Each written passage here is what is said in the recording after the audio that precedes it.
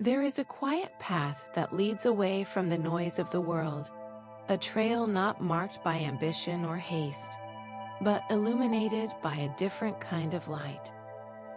It begins not with a grand proclamation, but with a single humble step, the fear of the Lord. This is the first stone laid on the road to understanding, the very foundation upon which all true wisdom is built. It is not a fear that cowers in shadows, but a profound and reverent awe, the kind felt when standing before a mountain range at dawn, recognizing a majesty so vast, it puts every personal worry into gentle perspective. This fear is the beginning, the quiet door that opens into a house of endless peace. Imagine this wisdom as a soft, golden light, spilling across a landscape at sunset, touching every leaf and stone with a warm, clarifying glow. Under this light, the tangled undergrowth of daily anxieties begins to loosen its grip.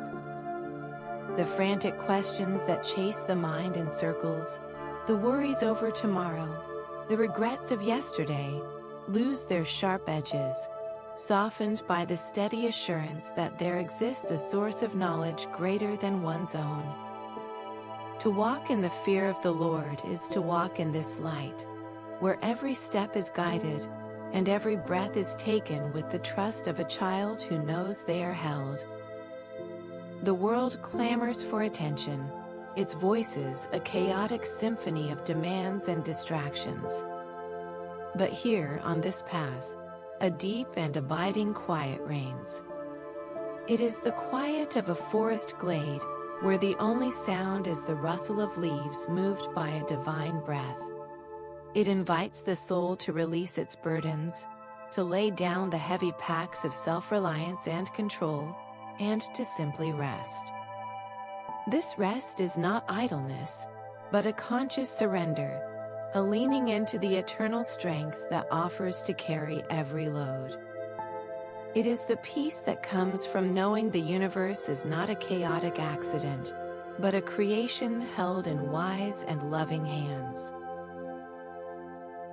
As dusk settles and the first stars prick the velvet sky, this foundational truth becomes a pillow for the weary head. The fear of the Lord is the anchor that keeps the soul from being tossed on the seas of uncertainty. It is the deep, resonant hum at the center of all things, a constant reminder that one is never alone, never unaided.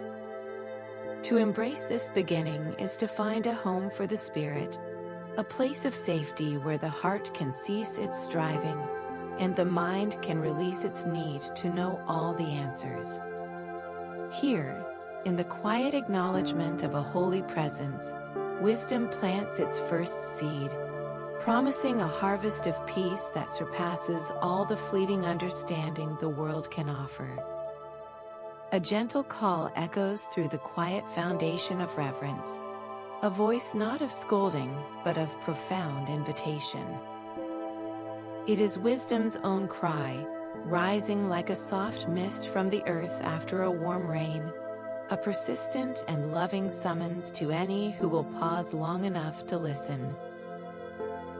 This voice does not shout from the rooftops or clamor in the marketplace. It speaks in the intimate tones of a parent leaning over a sleeping child, offering guidance not from a place of authority, but from a deep well of unconditional love. It is the voice of understanding, reaching out to guide the soul as a parent guides a child's first steps, with infinite patience and a heart full of hope. This voice finds its way into the spaces between thoughts, like the soft, insistent patter of rain on dry ground. It does not seek to overwhelm, but to seep in slowly, to nourish the parched places of the spirit. It is the sound of still waters, a mirror-like surface of a lake at dawn, reflecting only clarity and peace. To hear it requires a deliberate inner stillness, a quieting of the internal noise that so often fills the mind.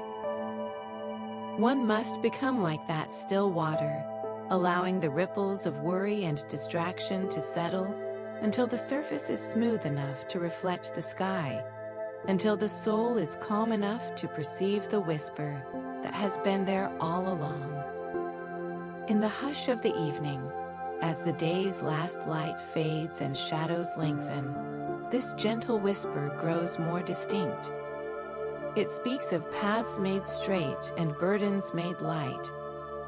It reassures with metaphors of a shepherd leading his flock to green pastures, of a lamp whose flame is never extinguished by the wind. The voice invites the listener to release the tight grip on their own understanding, to unclench the fists that have been holding so tightly to control, and to simply receive. It is a call to trust in a guidance that sees the entire map of the journey, not just the single step immediately ahead. As sleep begins to beckon, pulling the eyelids heavy with the day's weight, this voice becomes a lullaby for the soul. It weaves through the descending quiet, a thread of silver in the gathering dark, urging the heart to find its rest in the assurance of being led. The whispers are promises of safety, of a love that will not let go, of a wisdom that has called out since the beginning of time. To listen is to be wrapped in a comfort as tangible as a blanket on a cool night, a solace that quiets the fears and soothes the anxious mind into a profound and trusting slumber, cradled in the everlasting arms of understanding. Two paths diverge in the quiet landscape of the soul, one bathed in steady light, the other lost in shifting shadows. The way of the righteous is like a lamp whose flame does not flicker, casting a warm, unwavering glow upon a straight and certain road. It is a light fed by an endless reservoir of oil, a beacon of constancy in a world of change, illuminating each step with a clarity that banishes confusion and fear. This path is not always the easiest to find, nor the most crowded, but for those who walk it, there is a profound and unshakable peace, a sense of moving in harmony with the very rhythm of creation. In stark contrast, the way of the wicked is a treacherous course, like a narrow ledge crumbling into darkness. It offers no firm footing, no reliable guide, only the dizzying anxiety of a life built on sand, where every gust of trouble threatens to topple its fragile structures. Its fleeting pleasures are like sparks from a fire, brilliant for a moment before vanishing into cold ash, leaving behind only the chill of emptiness. The righteous, however, walk as if within a secure fortress, its ancient stones unmoved by the storms that rage beyond its walls. Inside, there is a profound quiet, the peace of a sheltered harbor, where ships rest safely while the tempest howls over the open sea. Choosing the path of righteousness is not merely a moral decision. It is an act of coming home to safety. It is the deliberate turning of one's steps away from the noisy, chaotic thoroughfares of selfish ambition and toward the quiet, tree-lined lane of integrity. This choice brings a sheltering calm, a reassurance that seeps deep into the bones. The soul, once tossed by every wave of circumstance, finds itself anchored in a cove of divine favor, where the waters are still and the air is fresh with the scent of peace. The heart no longer needs to race, the mind no longer needs to scheme, for it rests in the knowledge of being protected, guided, and held. As night deepens and the world outside grows still, the contrast becomes a comfort. The righteous can lay down their head without the gnawing of a troubled conscience, or the fear of looming consequences. Their rest is the deep, restorative sleep of those who dwell in a strong tower, whose gates are guarded by wisdom itself. The lamp of their life burns steadily through the watches of the night, a silent testament to the security found in walking the upright way. It is a peace not manufactured, but bestowed, a gentle, constant harbor in the soul, offering refuge from every storm, and promising a dawn filled with the quiet confidence of continued grace. The deepest peace is found not in the frantic grasping for answers, but in the gentle release of the need to have them at all. It is the profound surrender of leaning not on one's own understanding, a letting go that feels less like a loss and more like a homecoming. The mind, with its intricate maps and frantic calculations, is a flickering candle in a vast dark room, while trusting in the Lord is to be given the sun itself, a light so complete it renders every shadow obsolete, a warmth that dissolves the chill of uncertainty. This trust is the final unclenching of the fist, the quiet sigh of the soul as it stops trying to steer the stars, and instead rests in the hands that set them in motion. Imagine a small child, weary from the day's adventures, being lifted into the strong, sure arms of a father. The child does not question the destination or the path. It does not fret over the terrain or the gathering dusk. It simply settles, its head finding the hollow of the shoulder, its entire small body going limp with the absolute certainty of being held. This is the soul that trusts in the Lord. It is a surrender to a love that will not falter, a strength that will not tire.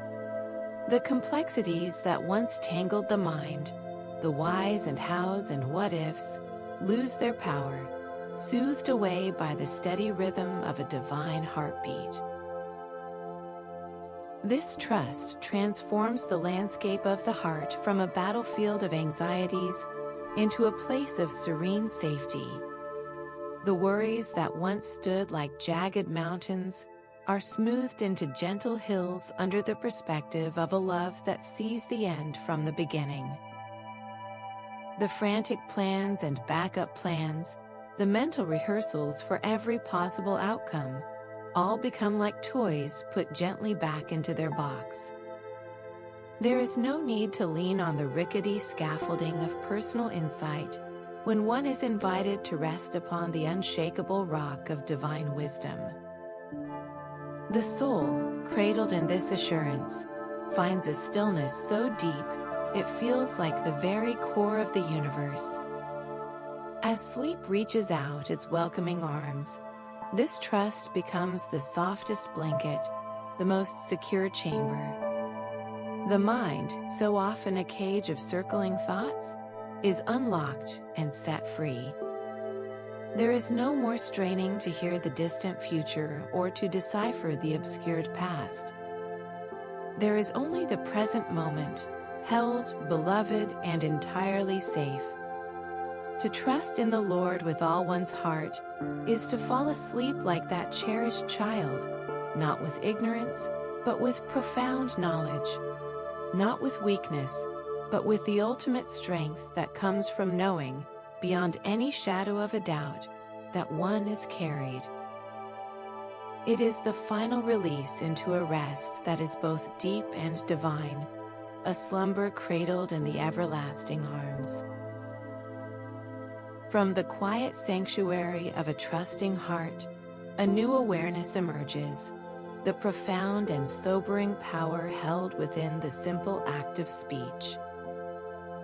Words are not merely sounds carried on the air, they are living things, seeds planted in the soil of the soul, capable of sprouting gardens of peace or forests of thorns.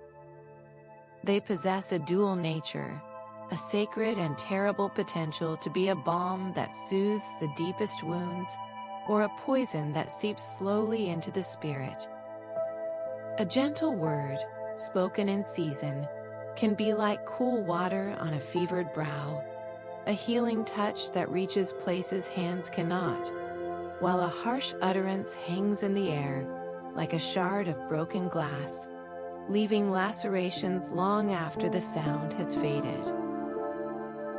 Consider the power of healing speech, the words that act as a salve on the raw edges of a weary mind. They are like the gentle pressure of a clean cloth on a cut, staunching the flow of anxiety and cleansing the grit of despair. A word of affirmation, sincere and softly given, can mend the fractures of a broken confidence. A whisper of forgiveness can dissolve the hard stone of regret that weighs heavy in the gut. These life-giving words do not shout, they hum. They are the quiet truth spoken over a friend in their moment of doubt, the calm reassurance offered in the midst of chaos, the simple, "I see you and you are not alone," that can restore a person to themselves. This power extends inward, to the words one speaks to one's own heart in the silent chambers of thought. The internal narrative can be a torrent of criticism, a cacophony that erodes peace, or it can be a gentle stream of compassionate truth. To speak gently to oneself is to quiet the storm from within, to replace the clamor of self-condemnation with the steady whisper of grace.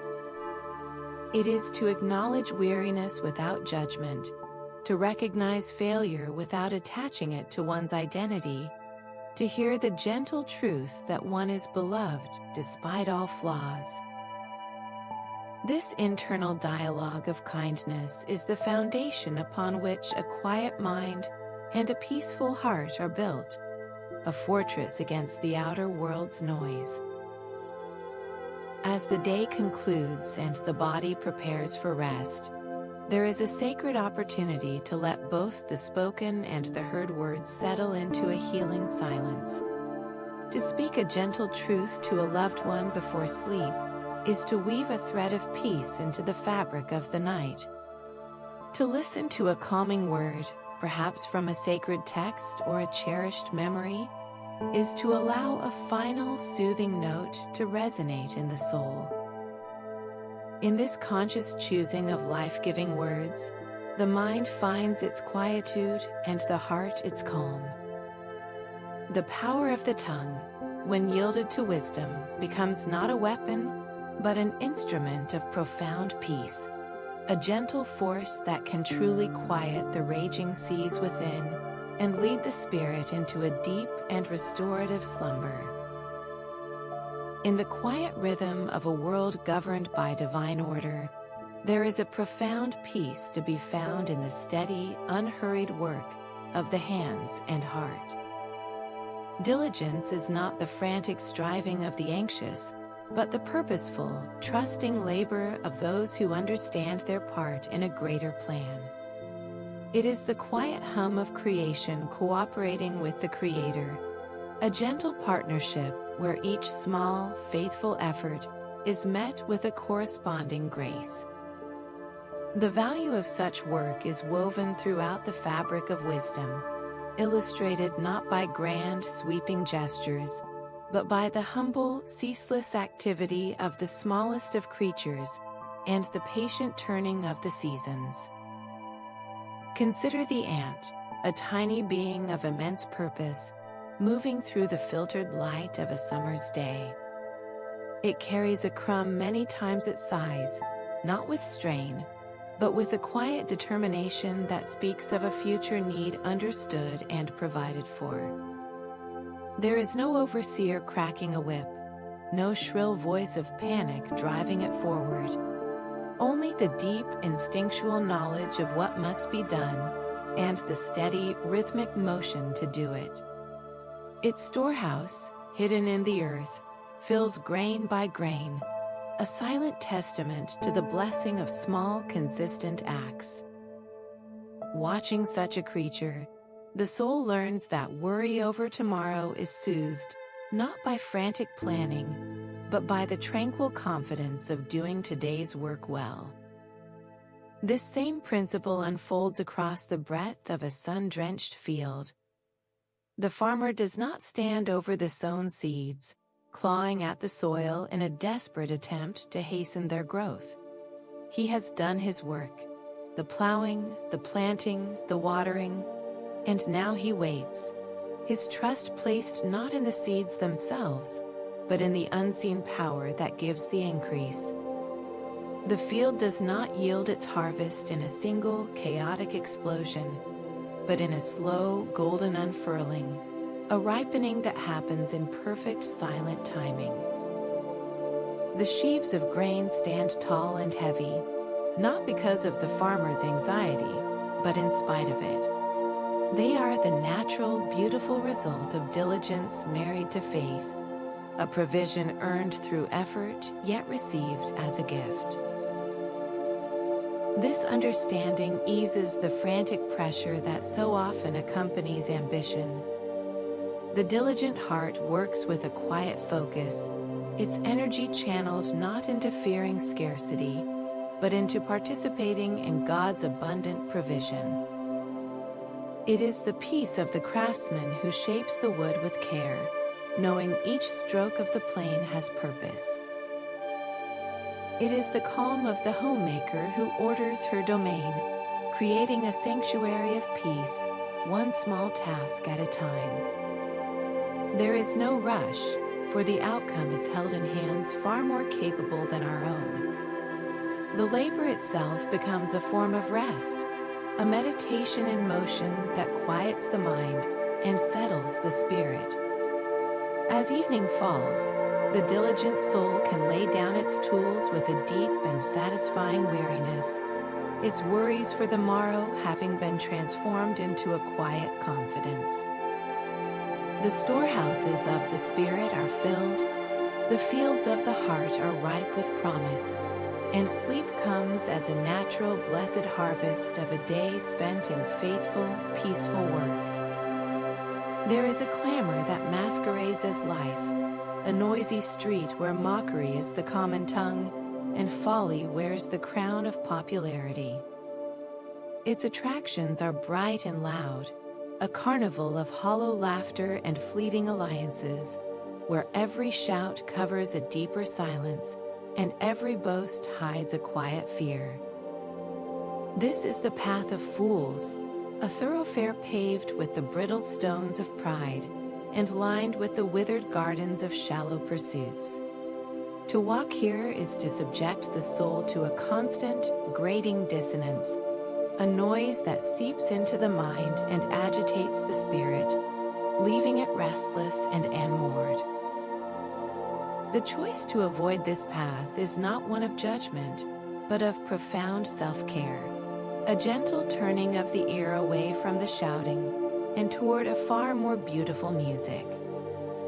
In stark contrast, wisdom offers a tranquil garden, a place of cultivated quiet, where the air is sweet with the scent of blooming understanding. Here, the only sounds are the soft rustle of leaves in a thoughtful breeze, and the distant, soothing murmur of a hidden stream. This is not a place of isolation, but of sanctuary, where the soul can breathe deeply and remember its true nature. The contrast is not between joy and sorrow, but between the hollow echo of the crowded street and the rich, resonant silence of the secluded arbor. One path frays the nerves and scatters the thoughts, the other gathers them, weaving a tapestry of inner calm. The narration gently guides the listener away from the allure of mockery, that sharp-edged pastime that wounds both the speaker and the target. Mockery is the weed that grows in the soil of insecurity, its thorns catching on the fabric of peace, tearing small holes through which contentment drains away. It creates a brittle, defensive posture, a constant readiness for conflict that keeps the heart perpetually braced for a storm.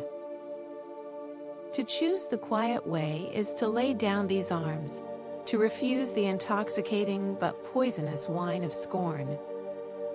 It is to understand that true strength does not need to diminish others, and that the most profound confidence is often found in silence. Choosing wisdom's quiet way is a deliberate cultivation of inner peace. It is the practice of walking past the noisy tavern without feeling the need to enter, of hearing the foolish argument without feeling compelled to join. This path is marked by a gentle firmness, a quiet no to the chaos that allows for a deeper yes to the soul's own rhythm. With each step away from folly, the internal noise begins to subside.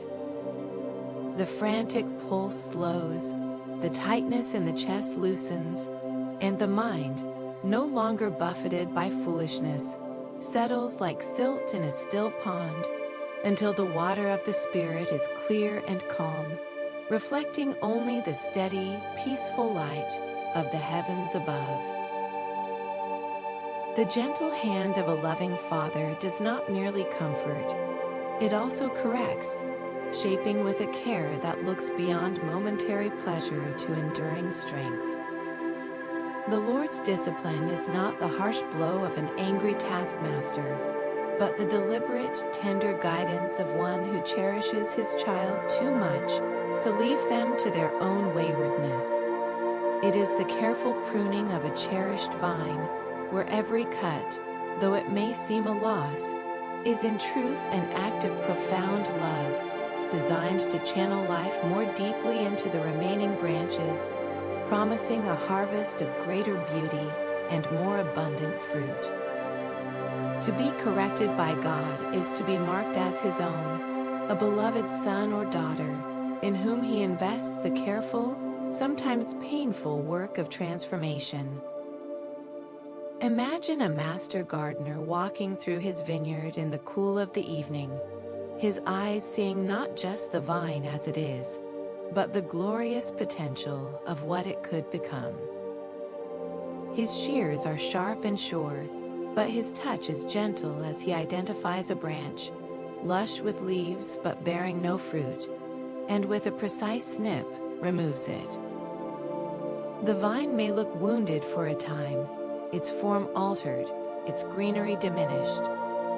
Yet this seeming loss is the very secret to its future flourishing. The life-giving sap, no longer wasted on unfruitful growth, is now directed to the budding clusters that will swell into sweet, sun-ripened grapes. The discipline of the Lord operates with this same foresight, cutting away the habits, attitudes, and attachments that, however green they appear, ultimately drain the soul of its true purpose and peace. This divine correction leads not to sorrow, but to a peaceable fruit of righteousness. The initial sting of conviction, the discomfort of being turned from a familiar but destructive path, soon gives way to a profound and settled calm. It is the peace that follows a storm that has cleansed the air, the quiet that settles in a room after a necessary but difficult conversation has cleared the atmosphere. The soul, once tangled in the undergrowth of its own folly, is now free to grow upward toward the light. The heart, once distracted by fruitless pursuits, finds its focus restored, its energies concentrated on what truly gives life. The discipline, received not with resentment but with trusting surrender, becomes the very gateway to a deeper, more resilient tranquility. To understand the Lord's discipline as the proof of His love is to find comfort in the midst of correction. It reassures the heart that no experience of reshaping is wasted, no season of pruning is without its divine purpose.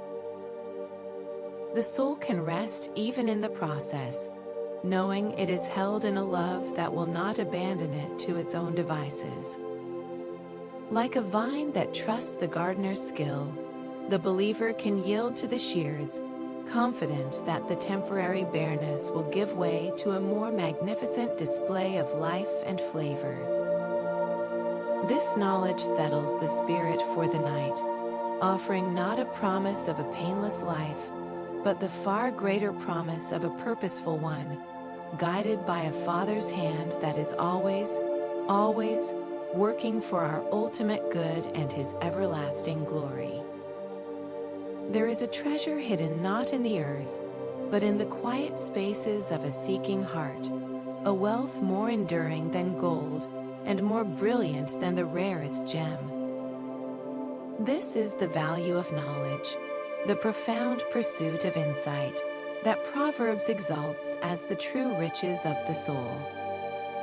It is not the frantic accumulation of facts, but the gentle, patient gathering of understanding, like a pearl diver descending into the deep, silent waters of existence, returning to the surface with a single, luminous truth that glows with an inner light.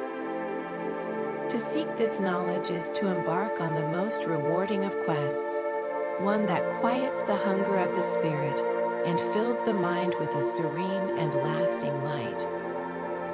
Imagine a clear mountain stream, its waters so pure that every stone on its bed is visible, each one rounded and smoothed by the constant, gentle flow. This stream is the pursuit of divine insight, a current of clarity that washes over the soul, cleansing it of the murk of confusion and the sediment of false beliefs.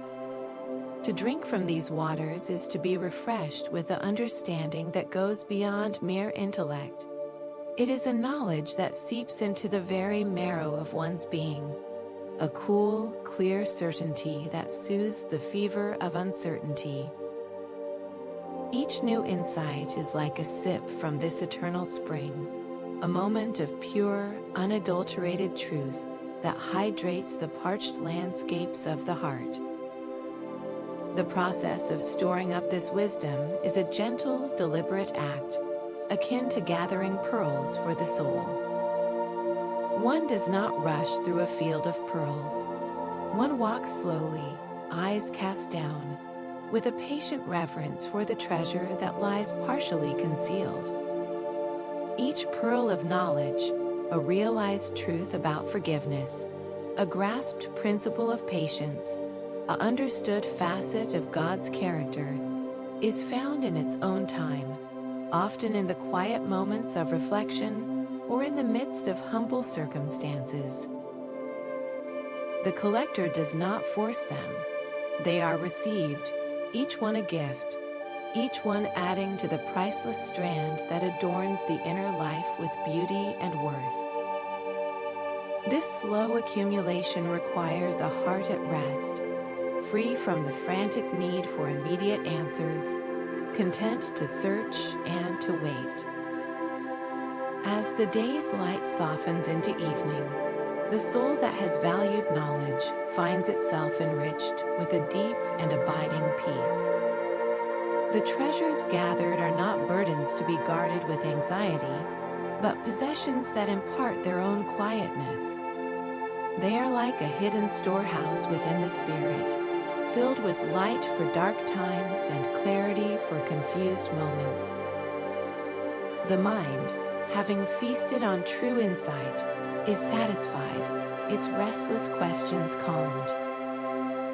There is no greater comfort than the knowledge that one is learning, growing, and being shaped by truths that do not change with the seasons.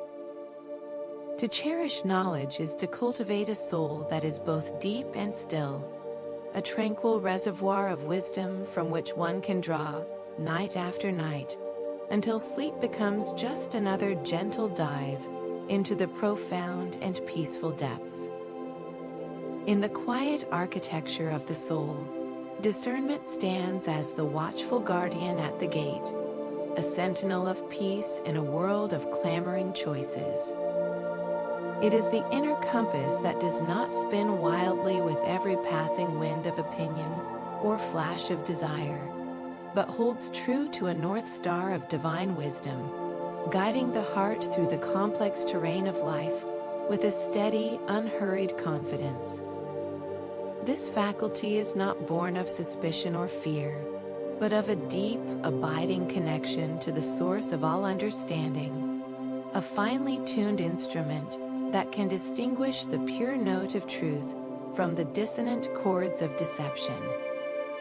A heart endowed with such discernment moves through its days, not with anxious hesitation, but with the serene grace of a shepherd who knows his flock and the lay of the land, leading them away from hidden ravines and towards still green pastures. Imagine this discernment as a watchful shepherd standing on a hill at dusk, his silhouette calm against the fading sky. His eyes, accustomed to the deepening shadows, miss nothing. He notes the subtle shift in the wind that speaks of a coming storm, the distant rustle in the brush that might signal a predator. His flock, sensing his vigilant care, does not panic or scatter. They graze in peace, their trust in his guidance allowing them to rest, their safety ensured not by their own vigilance, but by his. So it is with a heart that trusts its inner wisdom. The external world may present 1,000 paths, a cacophony of voices each claiming to know the way. But the discerning heart remains anchored, able to sense the true path that leads to life and peace, and to gently, firmly avoid the others. This protection extends to the very gates of the mind, where thoughts and influences seek entry.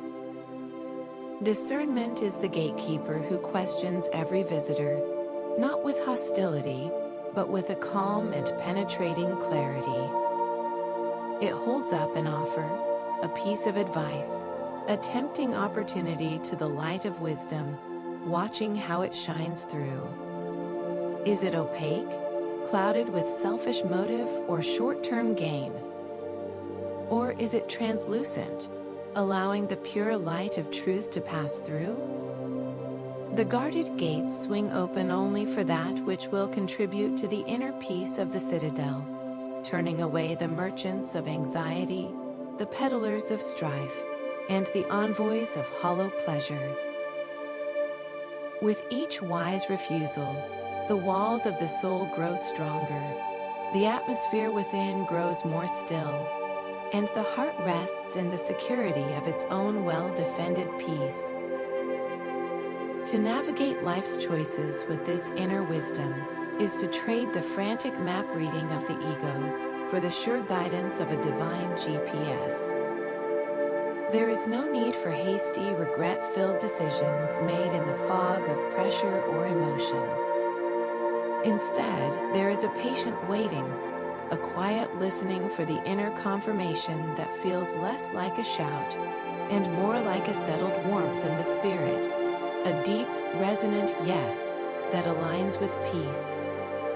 This trust and discernment dissolves the agony of choice, transforming it from a cliff's edge into a gentle fork in a sun-dappled wood.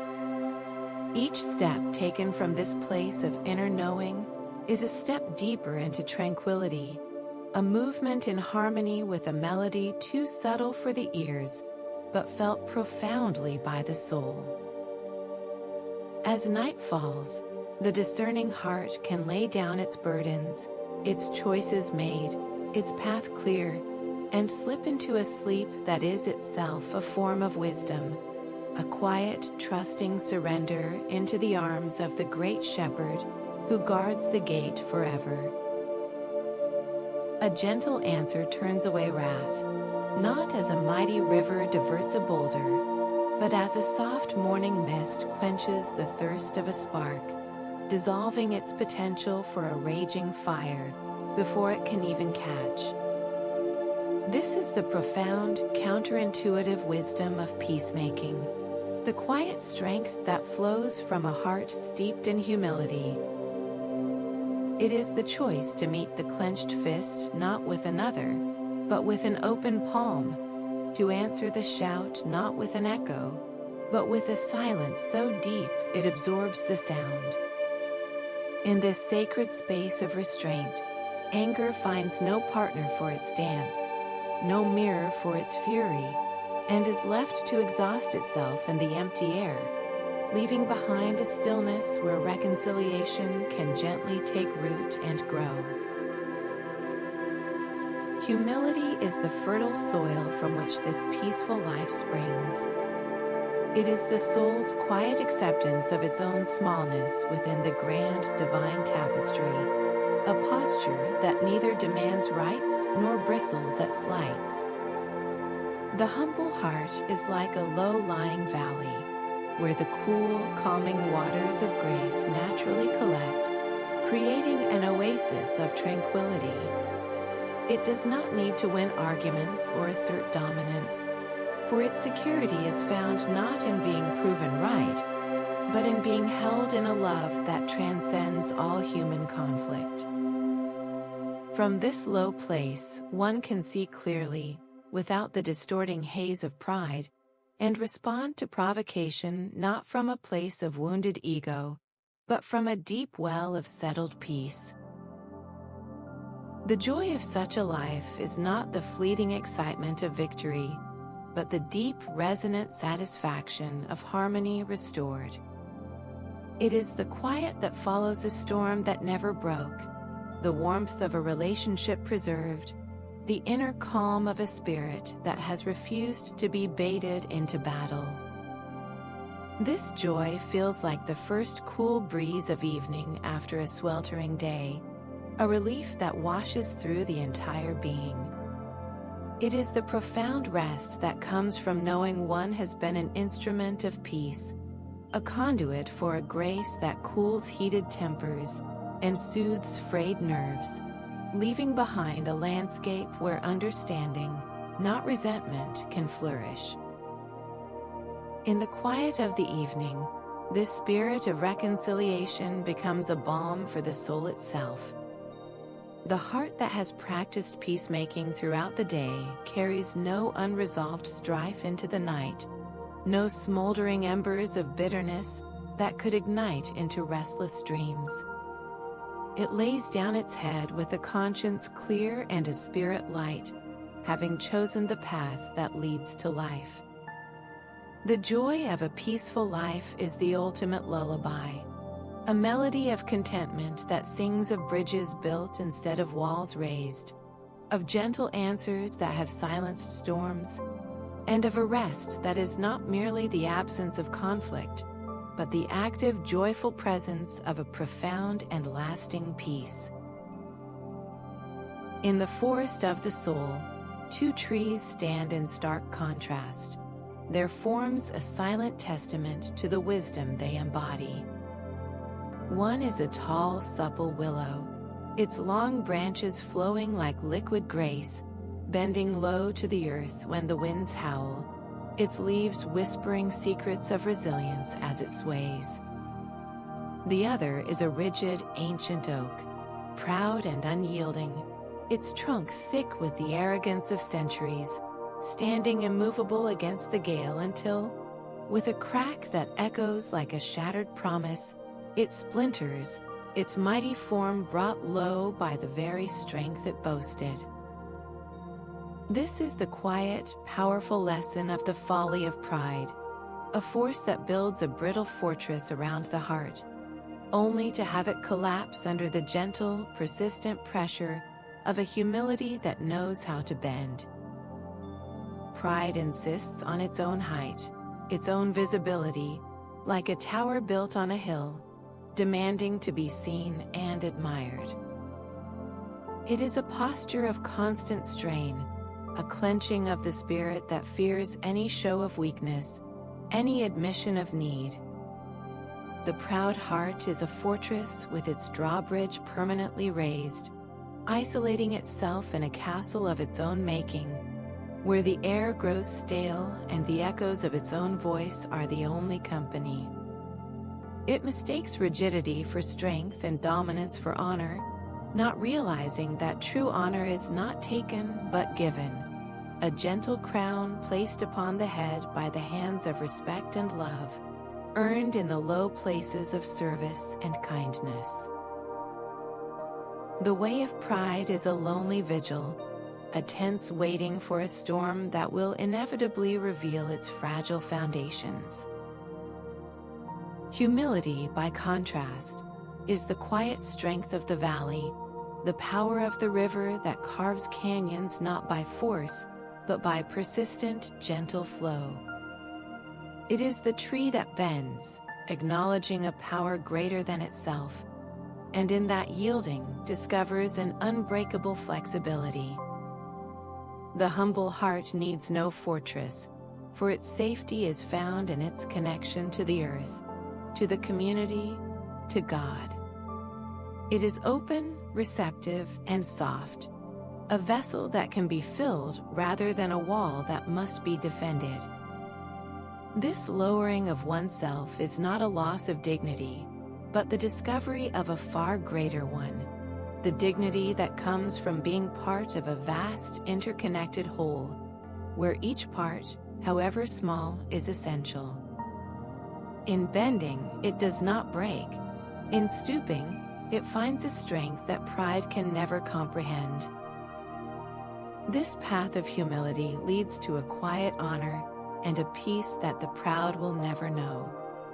It is the deep, still satisfaction of the willow after the storm has passed, its branches perhaps trailing in the mud, but its core intact, already rising again with a serene resilience. The honor it receives is not the loud fanfare of public acclaim, but the soft, enduring respect of those who have been touched by its grace. It is the strength of a parent quietly sacrificing for a child, of a friend listening without judgment, of a soul that knows its worth is not measured by its height, but by the depth of its roots in love and truth. As night falls, the humble heart rests without the burden of pretense, its spirit supple and open, ready to receive the gentle dew of divine favor, and sleep in the unshakable peace of being exactly what it was created to be: held, known, and deeply loved. There is a fortress not made of stone, a stronghold whose walls are woven from the very threads of divine insight, offering a refuge that the fiercest storms of life cannot breach. This is the profound safety of wisdom, a sanctuary for the soul that chooses to dwell within its boundaries, a place where fear is disarmed, and the heart can beat with the steady rhythm of absolute security. It is like a watchtower on a high hill, its foundations sunk deep into the bedrock of eternal truth, from which one can observe the shifting landscapes of circumstance without a tremor of anxiety, knowing that within these walls, one is eternally sheltered, protected, and held. Imagine this safety as a strong tower, its silhouette a promise against the sky.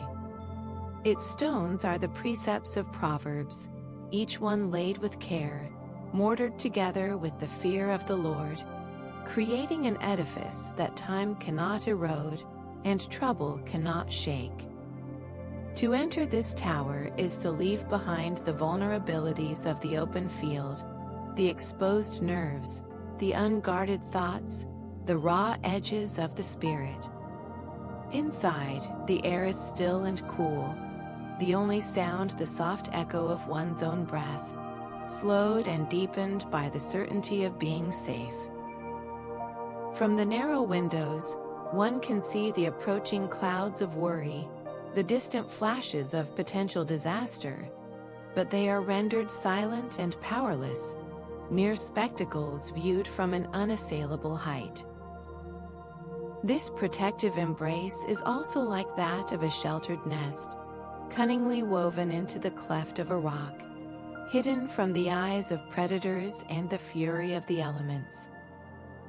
Here, in this soft encircled space, the soul is the fledgling, tucked under the warm, encompassing wings of divine guidance. There is no need to flinch at every shadow or startle at every sound. The world may rage and whirl outside, But within the nest, there is only the profound quiet of perfect trust, the gentle, rhythmic assurance that one is being watched over by a love that neither slumbers nor sleeps. It is a safety that allows for deep rest, a letting go of all hypervigilance, a surrender into being cared for. Following this divine guidance is the path that leads directly to this secure rest.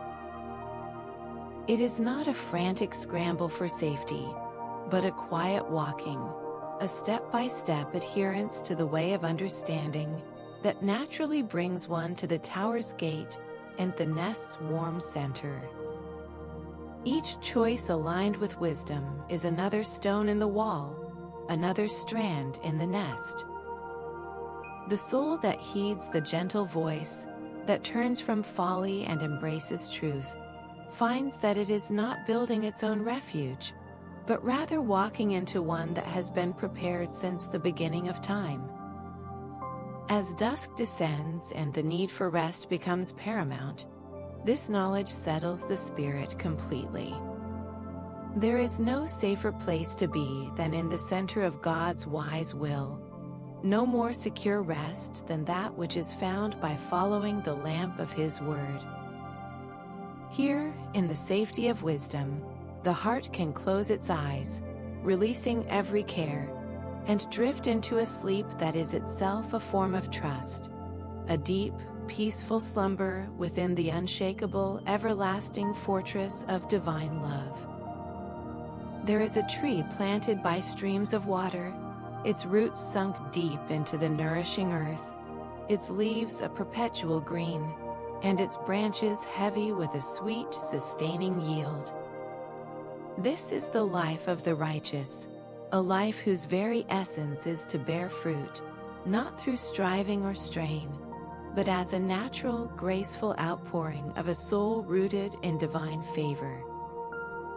The fruit is not a trophy to be displayed, but a natural consequence of a life lived in alignment with an eternal source, a tangible expression of an inner peace that has taken root and flourished. It is the quiet, undeniable evidence of a heart that has chosen the good soil, and in doing so, has become a source of life and shade for a weary world. This fruit manifests not in a single dramatic harvest, but in a steady seasonal yielding, the quiet patience that replaces frantic haste, the gentle kindness that flows without calculation, the deep-seated joy that is unshaken by circumstance. Each act of integrity, each moment of faithfulness, is like a bud swelling on the branch, slowly ripening under the sun of God's grace, until it becomes a nourishment, both for the bearer and for those who come within its reach. The fruit of the righteous is love, joy, peace, patience, qualities that do not shout their presence, but emanate a quiet fragrance that calms the spirit and heals the heart. It is a life that, by its very nature, promotes a profound and contagious inner peace. The process requires no anxious effort, only a faithful abiding. Just as the tree does not agonize over the production of its fruit, but simply draws life from the water and energy from the sun, so the righteous soul finds its vitality in a constant, trusting connection to the divine. The roots of faith drink deeply from the stream of everlasting mercy, while the leaves of prayer and meditation turn toward the light of wisdom. In this state of receptive rest, fruitfulness is inevitable. The struggle to be good, to be righteous, melts away into the simpler, more profound act of being rooted, of remaining in the love that is the source of all goodness. The labor is in the abiding, and the abiding itself is a form of rest. As the day softens into twilight, the soul that has sought to bear this good fruit can survey its inner landscape with a quiet contentment. There is no frantic tallying of achievements, only a peaceful acknowledgement of the life that has flowed through it. The fruits of the day: a word of encouragement spoken, a patience extended, a small act of unseen faithfulness, hang like gentle ornaments on the branches of memory, their weight a comfort, not a burden. This is the favor that righteousness yields, not the loud acclaim of the crowd, but the deep, satisfying knowledge of a life that is, in its essence, true.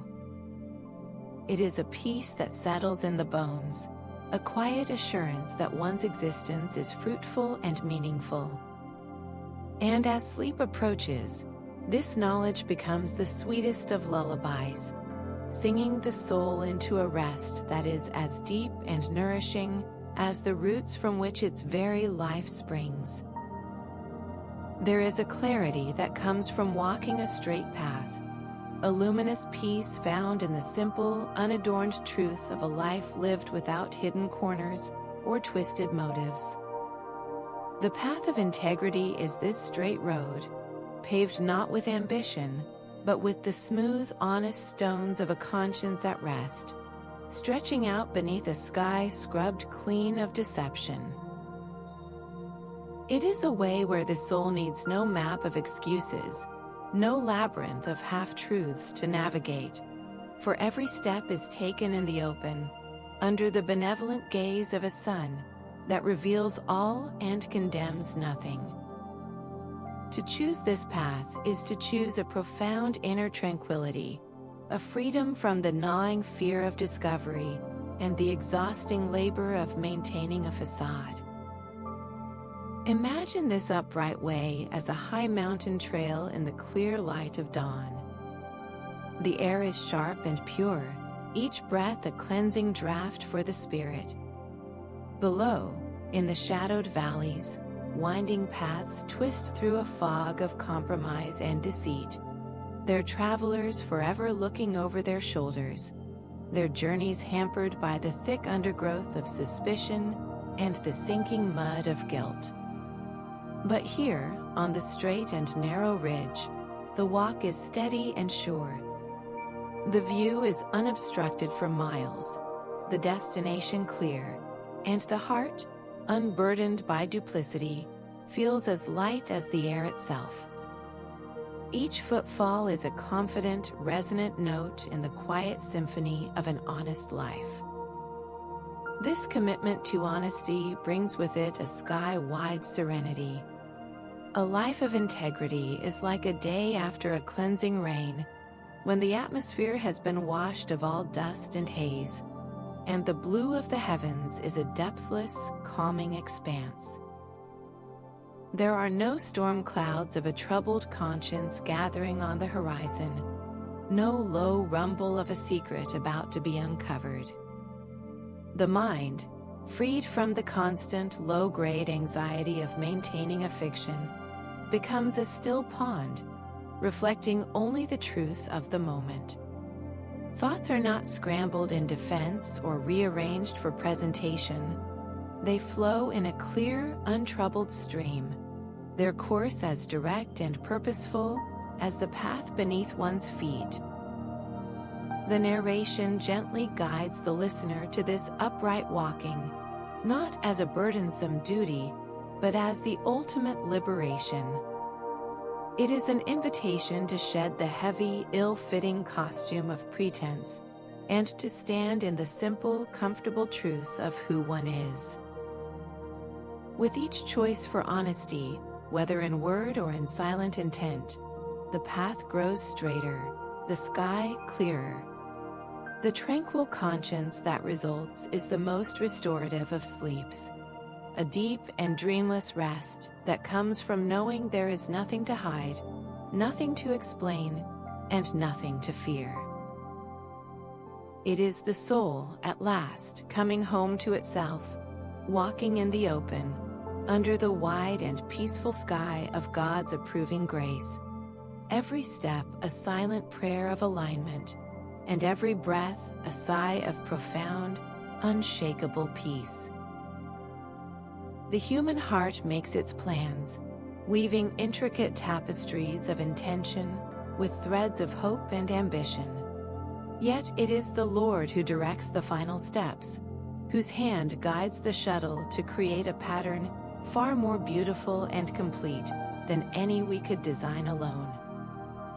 This divine sovereignty is not a force of harsh override, but a gentle, overarching current in the river of life, a deep and steady flow that carries our frail boats of planning toward a shore we cannot yet see, but which is known and loved by Him. To rest in this truth is to exchange the exhausting burden of control for the profound peace of being carried, to trade the anxious clenching of the helm for the quiet joy of watching the stars by which He navigates. Imagine a master potter at his wheel, his hands caked with the cool, wet clay of human lives. He feels the subtle tensions, the weaknesses, the unique potential within the spinning mound. The clay may have its own idea of the form it wishes to take, a sturdy cup, a simple bowl, but the potter's hands, with a wisdom that sees the end from the beginning, apply a gentle, persistent pressure. He closes a thin wall here, broadens a curve there, until the shape emerging is not merely functional, but a work of art, possessing a grace and strength the clay alone could never have achieved. The surrender to His shaping is not a loss of self, but the discovery of one's truest, most beautiful form, a vessel prepared for purposes both sacred and profound. This guidance is also like a mountain stream, born from a hidden spring high above, finding its course down the slope. The water does not fret over its path, it simply flows, following the deep, unseen grooves in the stone, the inherent gravity of the land. It cascades over rocks, pools in quiet eddies, and meanders through sun-dappled meadows, its journey a perfect expression of its nature and its source. Our own plans and efforts are the visible stones and fallen logs in the stream's bed, but the water itself, the vital force and direction, comes from a source beyond us. We can arrange the stones, but we cannot command the current. To trust in the Lord's sovereignty is to become like that water, to move with a fluid trust, knowing that the one who began the flow will faithfully guide it to its destined sea. Fostering this trust leads to a relaxation of the spirit so deep it feels like a homecoming. The frantic need to manage every outcome, to foresee every pitfall, dissolves like mist in the morning sun. The mind, once a battlefield of contingency plans, becomes a quiet meadow where the soul can lie down and rest. There is a comfort in knowing that our mistakes are not fatal, that our miscalculations are woven into a grander calculation, and that our deepest disappointments are often the very turns in the road that lead to a vista we would have otherwise missed. As night falls, this trust becomes the softest pillow. The heart, no longer straining to steer the universe, can release its grip, its plans safely held in a hand far more capable. It is the ultimate relaxation, a sinking into the everlasting arms, a sleep cradled in the unshakable certainty that every single step, even the missteps, are directed by a love that is both sovereign and supremely good. A single cord, however strong, can be snapped by a determined hand, its fibers straining until they give way with a lonely final pop.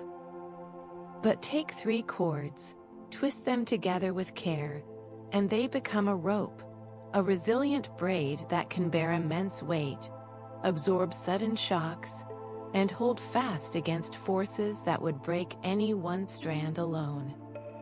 This is the quiet, resilient strength found in the comfort of counsel, the profound peace that flows from sharing a burden and seeking the wisdom of others. It is the soul's recognition that it was not made to walk its path in isolation, but to be woven into a stronger, more beautiful whole, with the threads of community and shared insight. Imagine a heavy stone, too large and cumbersome for one person to lift, resting in the center of a garden path. One individual might strain and struggle, their muscles taut with the effort, their spirit weighed down by the impossibility of the task. But when others gather, each placing their hands beneath a different edge, the weight is distributed. The stone rises, not with a grunt of solitary exertion, but with the shared, quiet effort of many. The burden becomes manageable, the path is cleared, and the garden is once again a place of peace. So it is with the burdens of the heart, the anxieties, the griefs, the perplexing decisions. When shared with a wise and trusted friend, a spiritual guide, or a loving community, their crushing weight is divided, their sharp edges are softened, and the soul finds it can breathe again.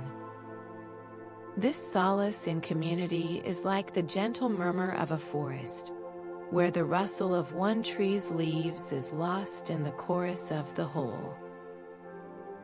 A single tree may feel the full force of the wind, its branches whipped and tested. But in the depth of the woods, the gale is broken into 1,000 gentle breezes, its power dissipated by the collective presence. To seek counsel is to step into this sheltered grove, to allow the shared strength and perspective of others to break the hurricane of personal trouble into something manageable, even peaceful.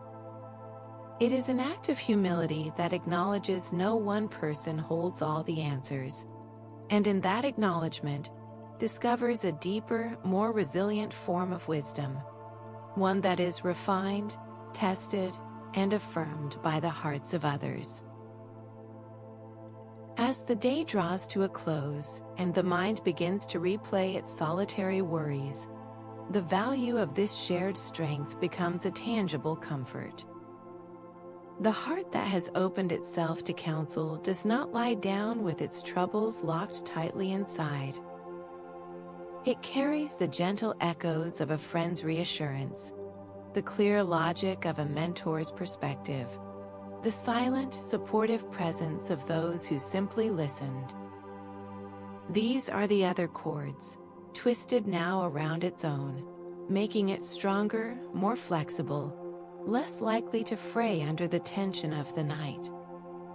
To share a burden is to find solace, and in that solace, the spirit discovers it is not a single, vulnerable thread, but part of an unbreakable rope, woven together by grace, and strong enough to hold fast through the darkest hours, leading the way into a deep and communal rest.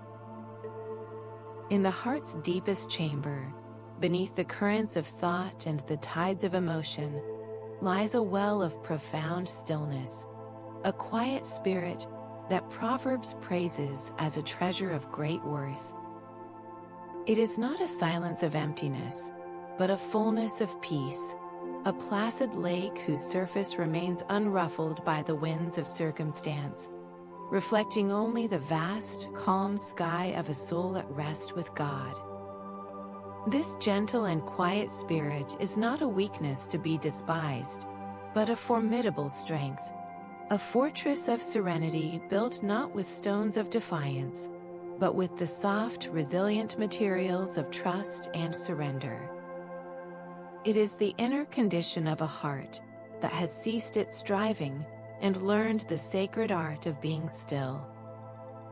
Imagine this tranquility as a body of still waters, nestled in a sheltered valley where no harsh winds blow. The water is so clear, so motionless, that it becomes a perfect mirror for the heavens, holding the image of passing clouds, and the first evening stars with flawless fidelity. The noisy chaos of the world, the internal chatter of anxiety, the splash of sudden fears, none can disturb its deep, abiding calm. This is the quiet spirit, a soul that has allowed the sediment of its worries to settle, until the water of its being is transparent, revealing the bedrock of faith beneath. To cultivate such a spirit is to consciously choose, moment by moment, to become this still water, to refuse to be stirred into turmoil by the pebbles life throws. This inner quiet is also like a soft breeze on a summer's evening, a breath so gentle it is felt more as a caress than a force. It does not seek to uproot or destroy, but to soothe and cool. It whispers through the leaves of the mind, calming the frantic rustle of anxious thoughts, inviting them to relax and be at peace. This gentle breeze is the breath of the Spirit, moving through the inner landscape with a tender authority, reminding the heart of its true home in the everlasting arms. It carries away the dust of the day's agitations, leaving the soul clean, refreshed, and ready for rest. To open the windows of the heart to this breeze is to invite a deep and healing quietude to take up residence within. The prose invites the listener to this conscious cultivation, to the gentle discipline of turning down the volume of the inner world.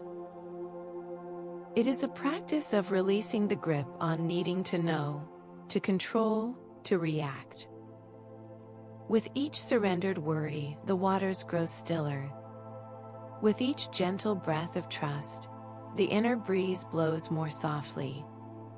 This is not a state achieved through force, but through a patient, persistent yielding to a peace that is already offered, a quiet that is already present beneath the noise. As night deepens, this cultivated tranquility becomes the most conducive environment for deep sleep. The mind, no longer a turbulent sea, becomes a quiet harbor. The heart, no longer a drumbeat of alarm, becomes a soft, steady rhythm of peace. To possess a quiet spirit is to carry a portable sanctuary within, a place of immediate refuge and profound rest, where sleep is not an escape from the world, but a gentle descent into the very heart of God's own quiet.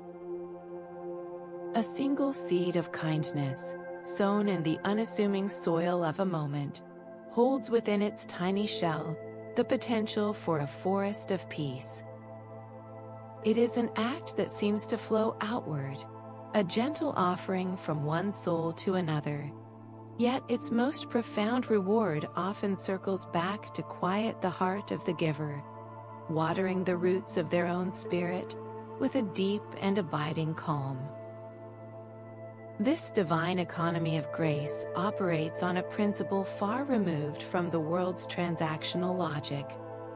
For in the very act of giving kindness away, one receives a peace that cannot be purchased or hoarded, a quiet joy that ripples back through the soul, smoothing its troubled surface and restoring its natural stillness. The reward is not a trophy to be displayed, but a warmth that fills the inner chambers, a light that shines on the giver as surely as it illuminates the receiver. Imagine this process as a gardener scattering seeds of grace along the path of a daily walk.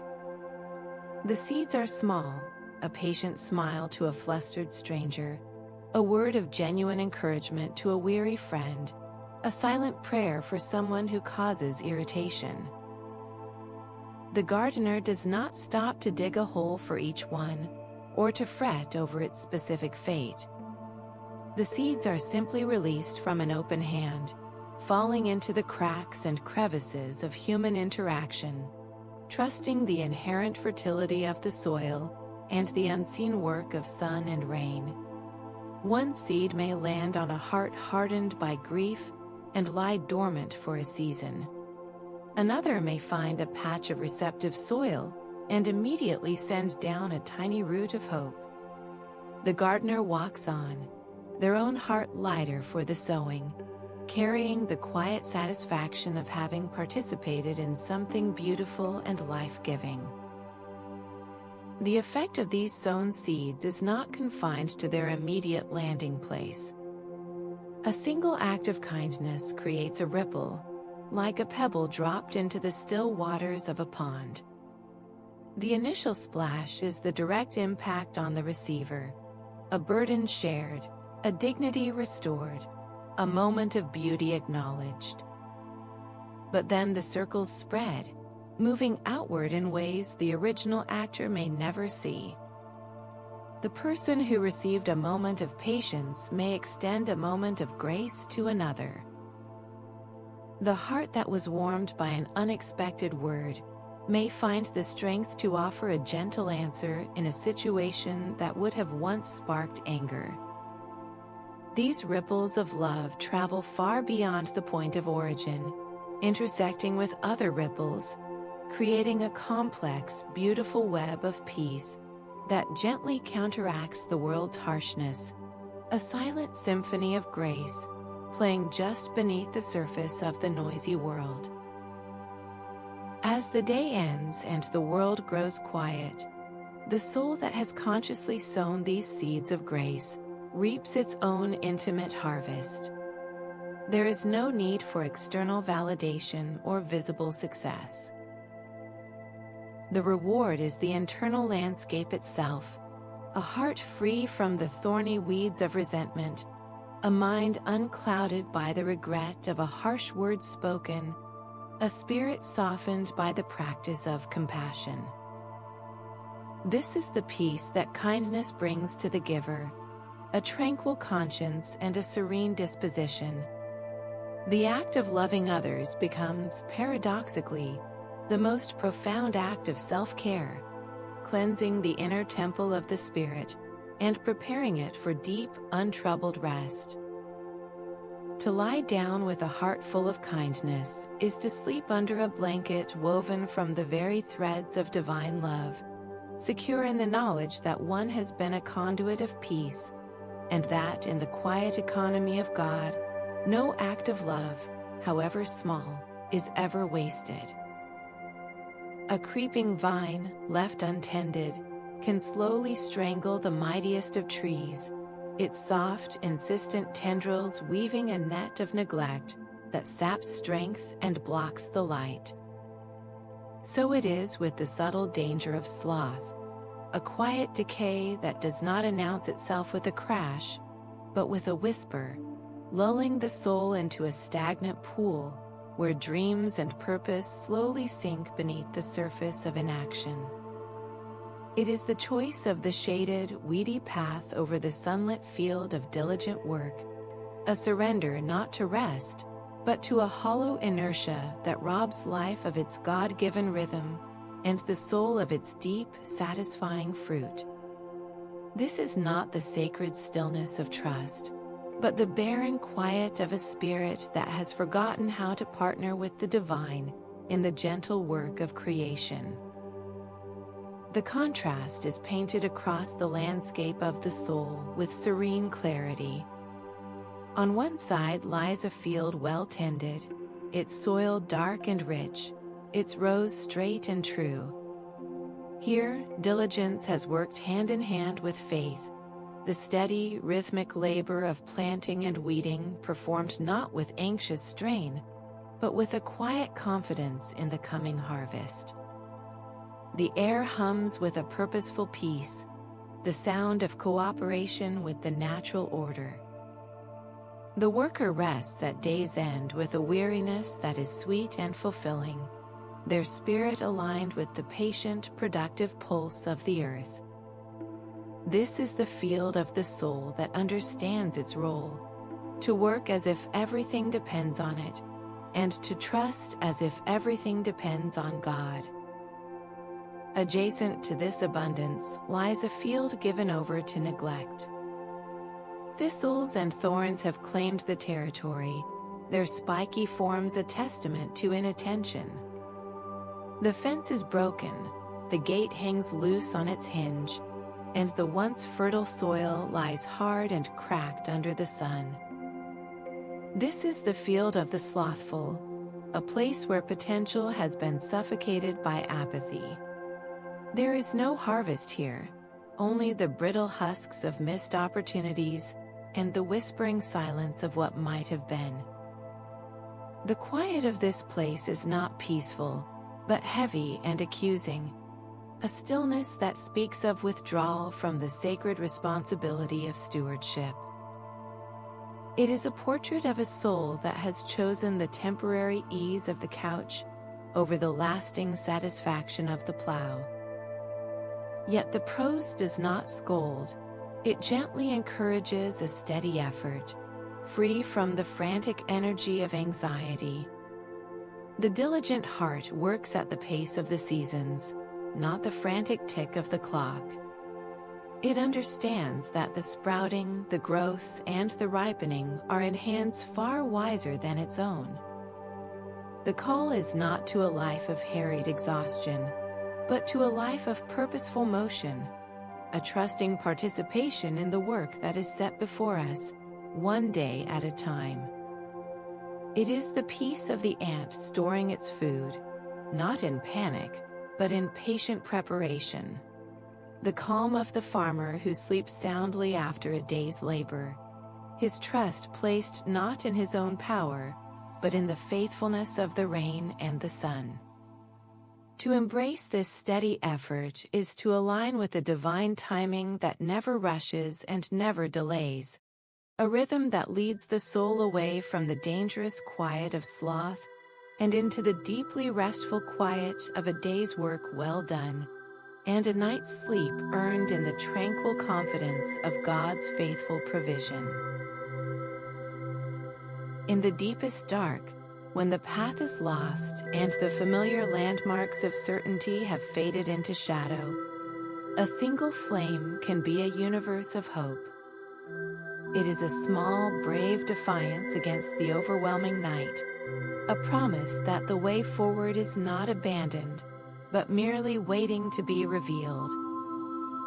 This is the light of wisdom, a lamp for the feet and a beacon for the soul, casting its gentle, unwavering glow upon the twisting trails of life's journey.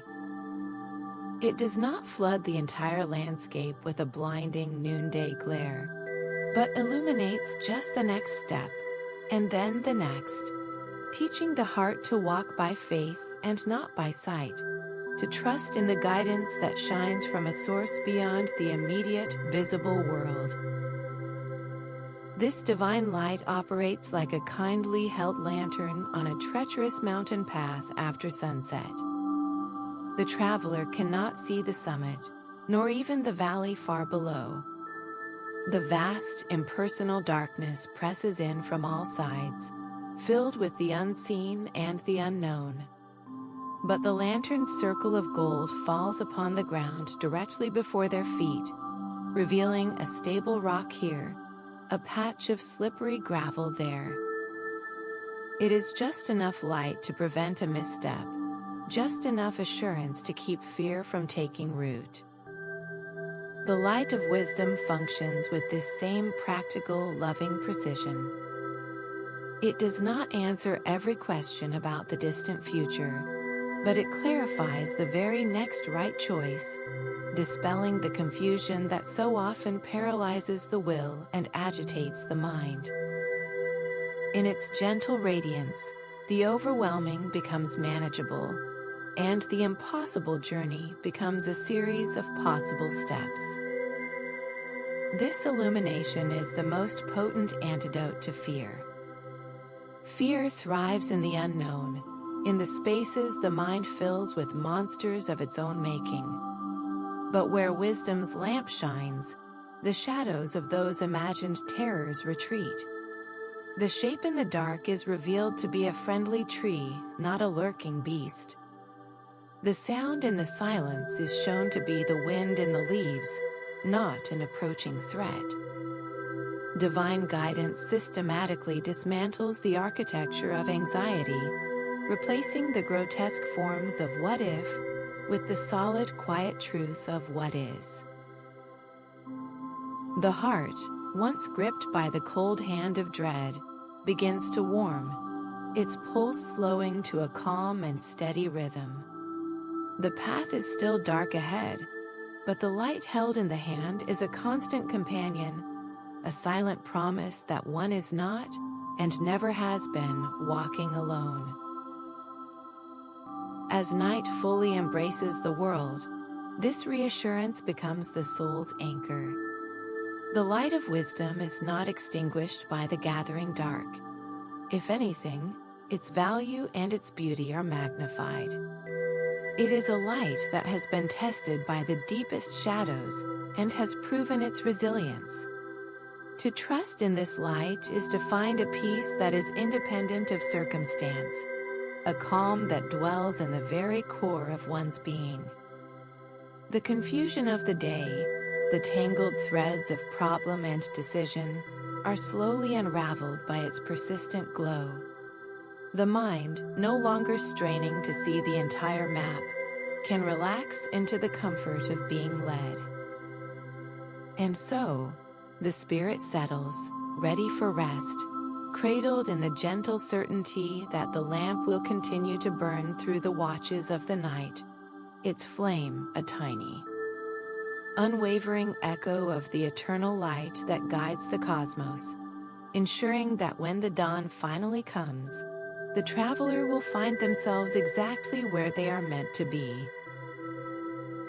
In a world that prizes the swift and the immediate, there exists a deeper, more enduring power in the quiet art of waiting, a strength that does not force, but yields, that does not demand, but abides.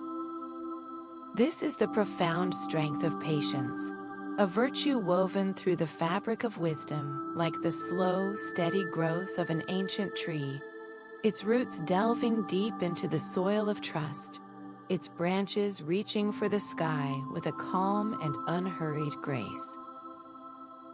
It is the soul's quiet resistance to the frantic tug of urgency, a serene understanding that the most beautiful and lasting things, love, character, purpose, are not manufactured in haste, but cultivated in the gentle, persistent climate of time.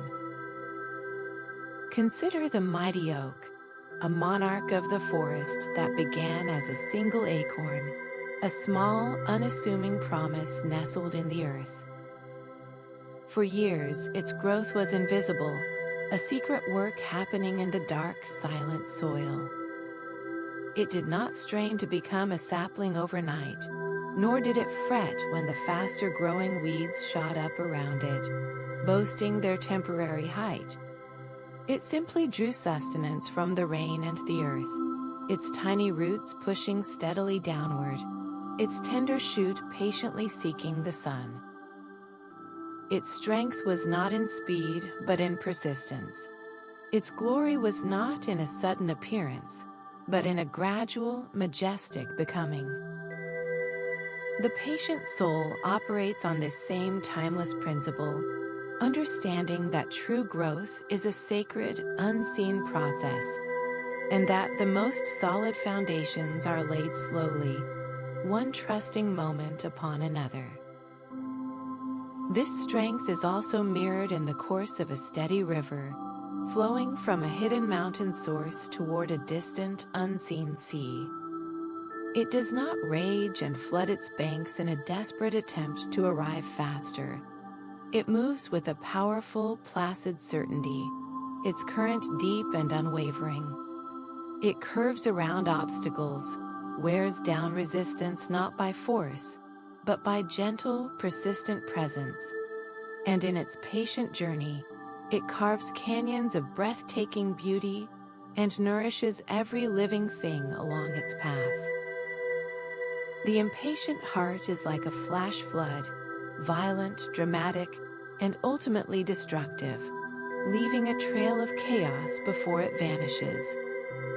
But the patient heart is the river, a force of nature that accomplishes its purpose through the quiet, cumulative power of simply continuing on its way, trusting the course set by a wisdom greater than its own. To embrace this patience is to find a profound peace in the midst of unfinished stories and unresolved outcomes. It is to release the white-knuckled grip on the timeline of one's life, and to rest in the assurance that every season has its purpose, and every waiting period its hidden nourishment. The anxious churning of the mind, the frantic need to know how and when, begins to settle like silt in a stilled jar. The soul learns to wait peacefully, not as a passive resignation, but as an active, trusting participation in a divine rhythm that never rushes and never delays. It is the quiet confidence of the farmer who sleeps soundly after planting, his work done in faith, his hope resting in the silent, mysterious work of germination that happens entirely without his aid. As night falls, this strength becomes a soft pillow. The heart, no longer wrestling with the clock, can surrender to the quiet passage of hours, knowing that the same hand that guides the rivers and grows the trees is tenderly, patiently, and perfectly guiding its life, and that in His timing, all things will unfold in their own beautiful and appointed season. From a distant horizon, a lone figure moves across the landscape, not with the haste of alarm, but with the steady, purposeful gait of one who carries a precious burden. The sight of a messenger from afar has always stirred the human heart, not with fear, but with a flicker of anticipation, a quiet hope that the words he brings will be like cool water to a parched soul.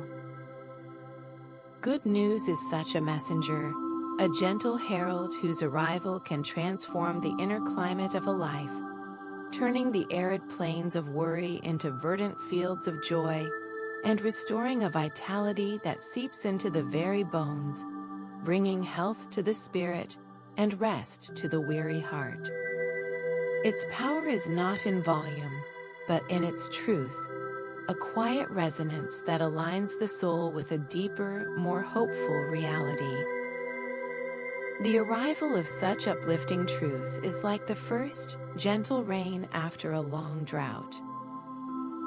The earth, cracked and longing, does not absorb the water with a noisy rush, but with a deep, silent sigh of relief. Each drop is a tiny promise, soaking in slowly, reviving roots that had begun to despair, and coaxing forth the faintest scent of life from the dust. So it is when a word of hope, a confirmation of love, or a promise of relief reaches the ears. It does not erase the circumstances, but it changes everything within them. The weight on the shoulders feels lighter, the tightness in the chest begins to loosen, and a forgotten sense of possibility stirs, like a seed swelling in the dark, ready to push toward the light. This is the joy that good news brings, a quiet, profound realignment with hope. The act of sharing this gift is itself a sacred exchange, a gentle transaction that blesses both the bearer and the receiver. To be the one who speaks a word of healing, who confirms a prayer answered, or who simply affirms a truth of love, is to become a conduit of peace. The words are spoken softly, not as a proclamation, but as an offering, laid like a smooth, warm stone into the palm of another's waiting hand. In the giving, the giver's own heart is warmed, their own spirit affirmed in its connection to the web of human kindness. The isolation of individual struggle is broken, replaced by the shared, quiet pulse of a comfort that flows in both directions, a mutual strengthening that whispers of a community bound not by duty, but by grace. And for the one who receives, the good news becomes a sanctuary for the heart. It is a truth to which the soul can retreat when the shadows of doubt lengthen. The mind, so often a tangled thicket of what-ifs and if-onlys, is suddenly cleared by the clean, straight path of a hopeful certainty. The anxious circling of thoughts slows, then stops, finding a resting place in the simple, solid fact of the message received. There is no need for further justification or frantic planning. The heart can simply rest in the truth of it. As evening descends, this gift settles deep within, a quiet ember of joy that glows in the spirit's hearth. It is the final, gentle pressure that releases the last vestiges of the day's tension, allowing the soul to slip into a slumber that is not an escape, but a deep, trusting immersion in the peaceful reality that good news has made manifest, a rest cradled in the quiet, undeniable proof of a loving and providential care. There is a rock that lies beneath the shifting sands of human emotion and circumstance, an unshakable foundation that predates the first anxious thought and will outlast the final one. To build upon it is to construct a life that can withstand any storm, a soul house whose walls do not tremble when the winds of trouble howl. This bedrock is the fear of the Lord, not a terror that shrinks away, but a reverent awe that roots the spirit in the ultimate reality of divine sovereignty and love. It is the primal, grounding truth that returns the frantic heart to its origin and its end, a source of life so profound that it naturally turns the feet away from the crumbling cliffs of evil and toward the solid, peaceful plains of righteousness. This fear is the beginning and the end of wisdom, the Alpha and Omega of a truly tranquil existence. Imagine this foundation as a massive, ancient stone, its surface smoothed by eons of wind and rain, its bulk sunk so deep into the earth that it seems to be one with the planet's core. Upon this stone, a house can be built. Its walls are the precepts of wisdom, its roof the shelter of faith.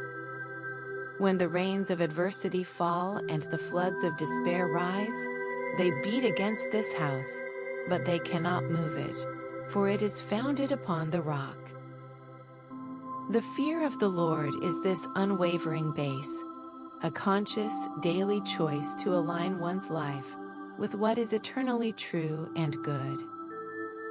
It is the decision to measure every impulse, every desire, every ambition against the plumb line of divine will, and in that consistent alignment, a miraculous calm is born, the calm of a structure that knows its own integrity, that rests in the certainty of its own construction.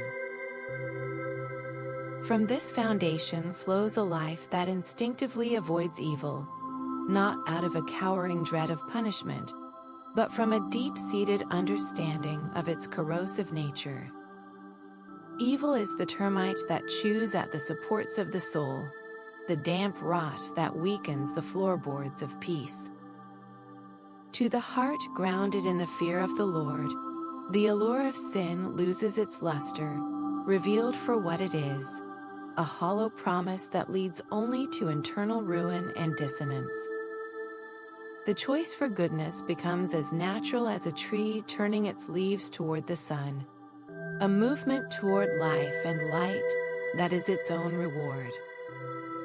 This avoidance is not a rigid, joyless rule-keeping, but the graceful, fluid motion of a spirit, navigating away from shoals and toward the deep, safe waters of divine favor, where the sailing is smooth and the horizons are clear. This profound trust in divine protection is the final piece that the foundation offers.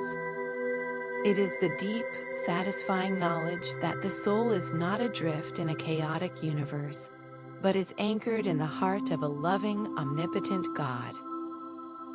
The fears that once swarmed like gnats, fear of lack, fear of failure, fear of the unknown, find no place to land on a spirit sheltered by this truth. The heart ceases its frantic scanning of the horizon for threats, because it knows the foundation beneath it is secure. The mind releases its need to contrive its own safety, for it rests in a protection that is both eternal and intimate. As night falls, this trust becomes the deepest form of rest. The soul, founded upon the rock of ages, can let go completely, sinking into a sleep that is not a temporary escape, but a conscious return to its source, a quiet, confident repose in the unshakable, everlasting arms of the one who is both the foundation and the fortress of all that is. There is a luster that outshines the most flawless diamond, a clarity more brilliant than the clearest sapphire, a worth that makes the richest hoard of gold seem like common dust. This is the incomparable beauty of wisdom, a treasure not mined from the earth's dark depths, but revealed in the quiet light of a soul attuned to the divine. It is a beauty that does not fade with time or tarnish with exposure, but grows more radiant with each passing season, its value increasing as it is polished by the gentle hands of experience and grace. To behold this beauty is to understand that all the world's most coveted jewels are but pale imitations of the insight that leads the spirit into its truest, most peaceful home. Imagine this wisdom as a collection of the rarest gems, each one representing a facet of divine understanding. There is the deep, tranquil green of an emerald, speaking of growth and life rooted in eternal truths.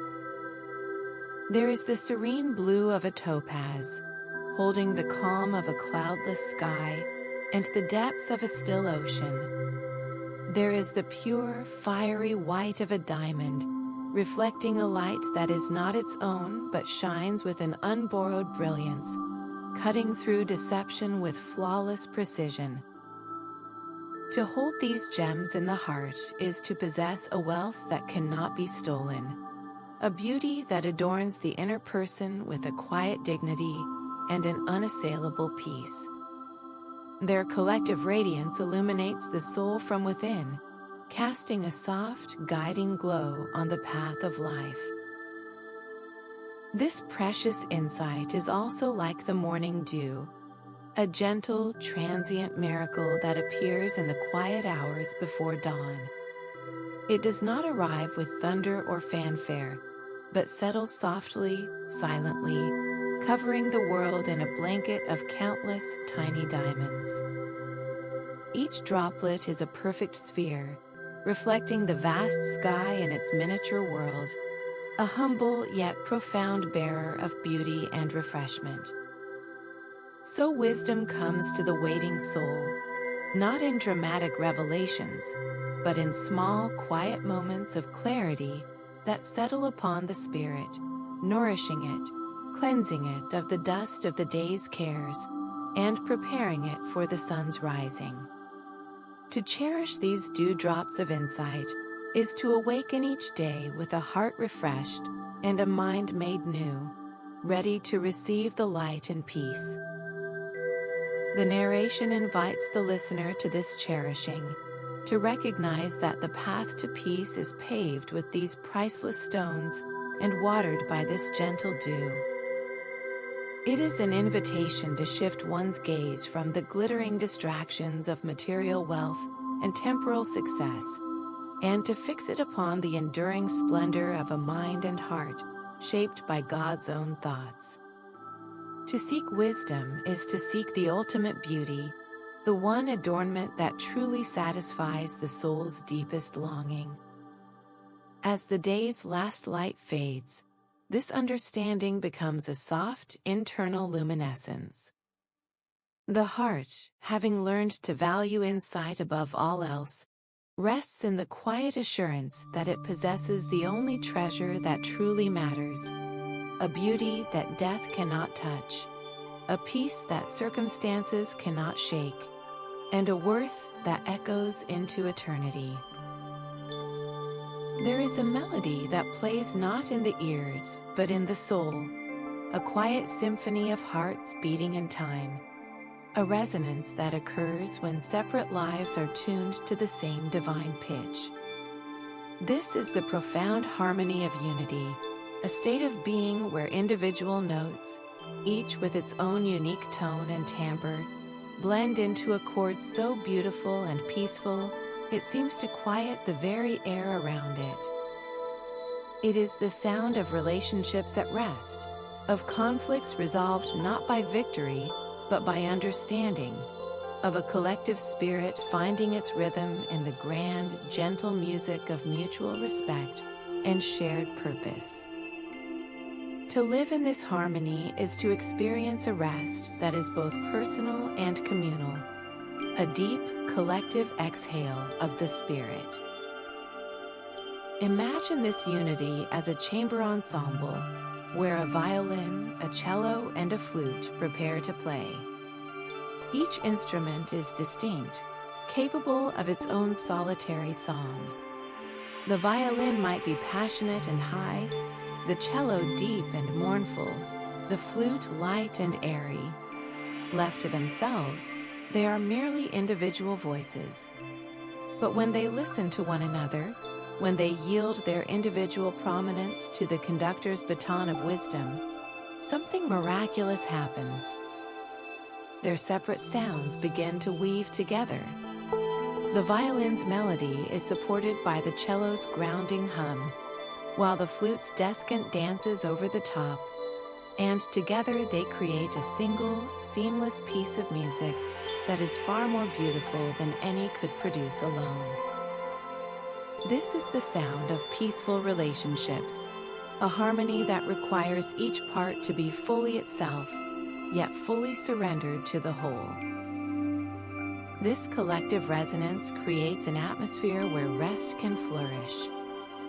A community living in discord is like an orchestra warming up, a cacophony of competing sounds that jangles the nerves and frays the spirit. There is no peace in such a space, only the tense anticipation of conflict. But a community in harmony is like the moment the music begins, when all the disparate noises resolve into a single flowing river of sound. In that atmosphere, individual anxieties are soothed. The burden of isolation is lifted, for one is no longer carrying their troubles alone, but is part of a supportive, resonant whole. The soul, no longer braced for the next disagreement or slight, can finally relax its guard.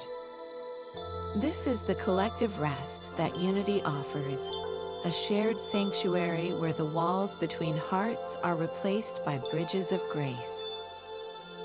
The prose encourages this peaceful coexistence, not as a lofty ideal, but as a practical path to deep soul-level tranquility. It is the gentle choice to be the note that fits, rather than the one that demands to be heard. It is the practice of listening to understand, rather than to rebut, of seeking the common chord, rather than highlighting the dissonance. Each act of forgiveness, each moment of patience, each decision to prioritize peace over being right, is a tuning of the instrument of the heart. And as more hearts are tuned, the harmony grows, its peaceful melody spreading like a gentle wave, calming agitated spirits, and inviting weary souls to lay down their burdens. As night falls, this harmony becomes the ultimate lullaby.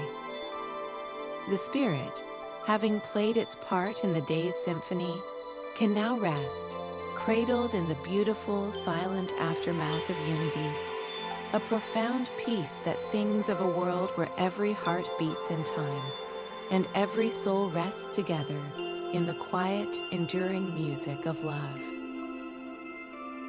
A well-kept garden is a sanctuary of order and peace.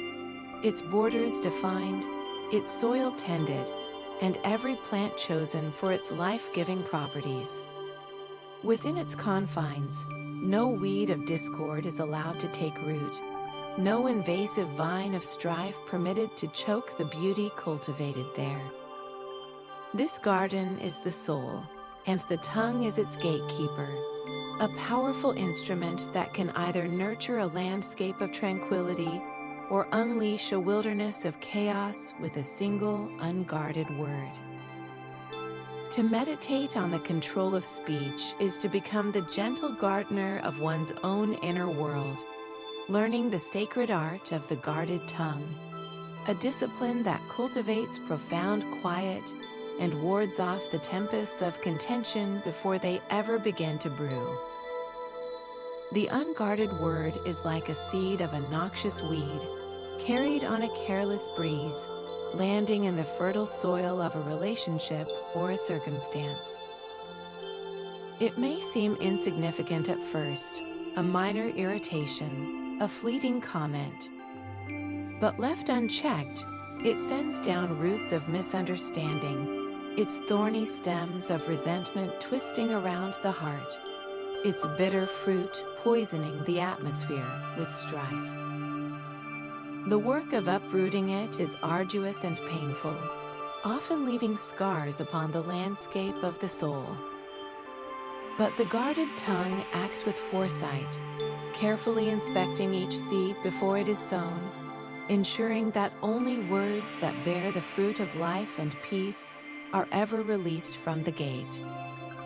This vigilance is not a suppression of expression, but a conscious curation of creation, a commitment to speak only that which builds, heals, and restores.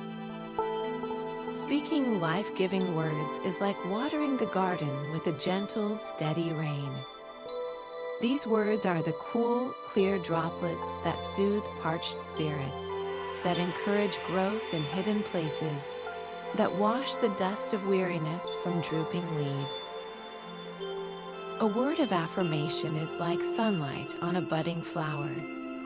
A word of forgiveness is like rich compost turned into the soil. A word of quiet truth is like a stake that supports a growing plant, helping it to stand tall against the wind. These are the utterances that nourish the inner quiet, for they flow from a heart at peace and return to it a harvest of deeper peace. They create an ecosystem within the soul where calm can flourish, where the air is clean and the spirit can breathe deeply, untainted by the pollution of harsh or reckless speech.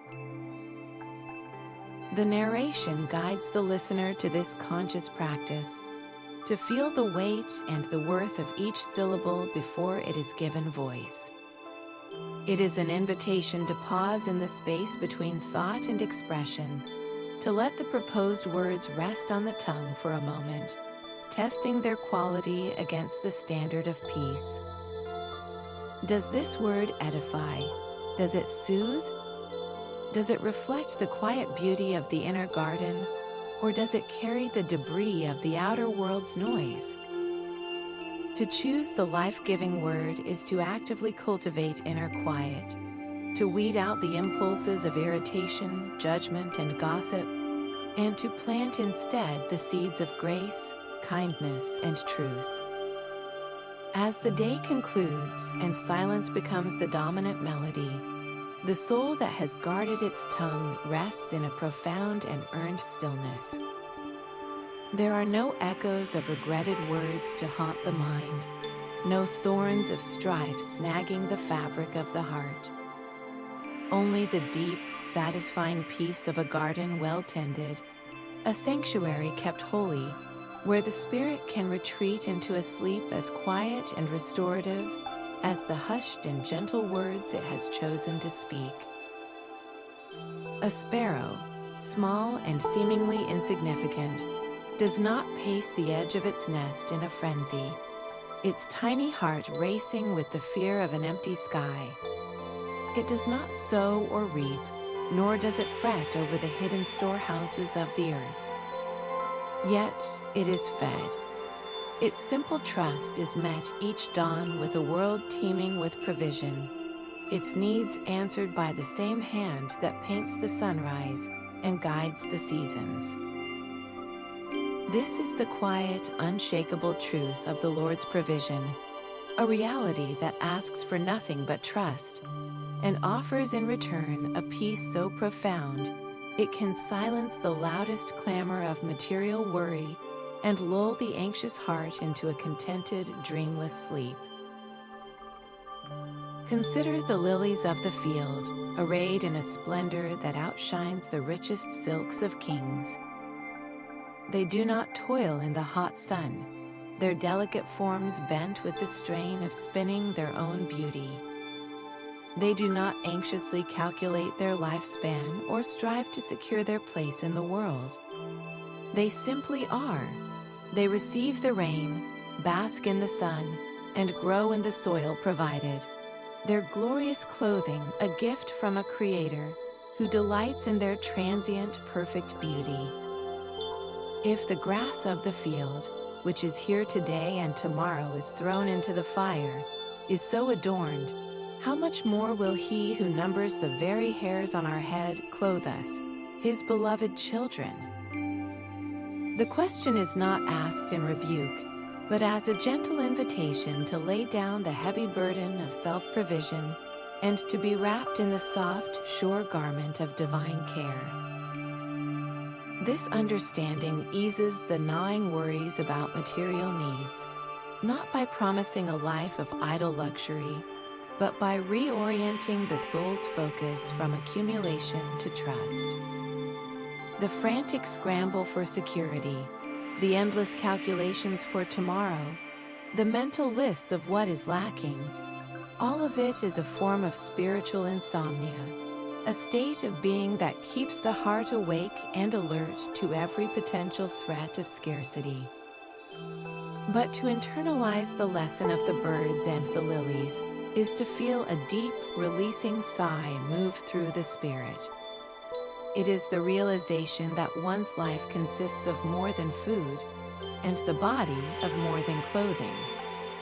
It is the quiet decision to seek first a different kind of kingdom, a kingdom of righteousness and peace, with the calm assurance that all these necessary things will be added, not as a reward for anxiety, but as the natural accompaniment to a trusting heart.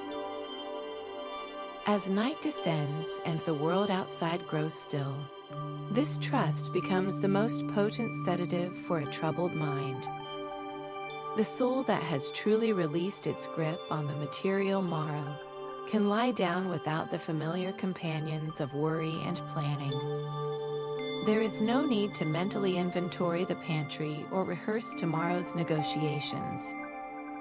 The body, no longer tense with the strain of carrying its own future, can relax into the mattress, its weight fully surrendered. The mind, freed from its role as chief provider, can release its vigil. The provision for the coming day is already held in the hand of a Father who neither slumbers nor sleeps. This is the contented sleep of the sparrow, the rest of the lily, a deep, trusting unconsciousness that knows, beyond any shadow of a doubt, that the same God who faithfully feeds the birds and gloriously clothes the flowers will, with infinitely greater care and precision, provide for every true need of the heart that rests in Him. There is a river whose source is an eternal spring, flowing not with water, but with the very essence of life itself, its current a gentle, irresistible pull toward a boundless ocean of peace. This is the path that wisdom carves through the landscape of the soul, a way not of hardship, but of profound abundance, where every step is watered by grace, and every breath is filled with the fragrance of divine favor. To walk this path is to move in harmony with the deepest rhythms of creation, to feel the pulse of a love that nourishes, sustains, and leads the spirit into green pastures of the heart, where weariness is unknown, and the soul can lie down in absolute safety. It is the ultimate destination of all understanding, the serene culmination of a life lived in the fear and favor of the Lord. The journey along this way is painted with the most serene of metaphors, images that speak directly to the spirit's deepest longings. It is a flowing river, its waters clear and life-giving, winding through sun-drenched valleys. Its banks are lush and green, not with the frantic temporary green of weeds, but with the deep, enduring verdure of pastures that are perpetually renewed. Here, the soul is like a sheep led by still waters, its thirst quenched, its hunger satisfied, its every need anticipated by a shepherd whose voice is the only sound that matters.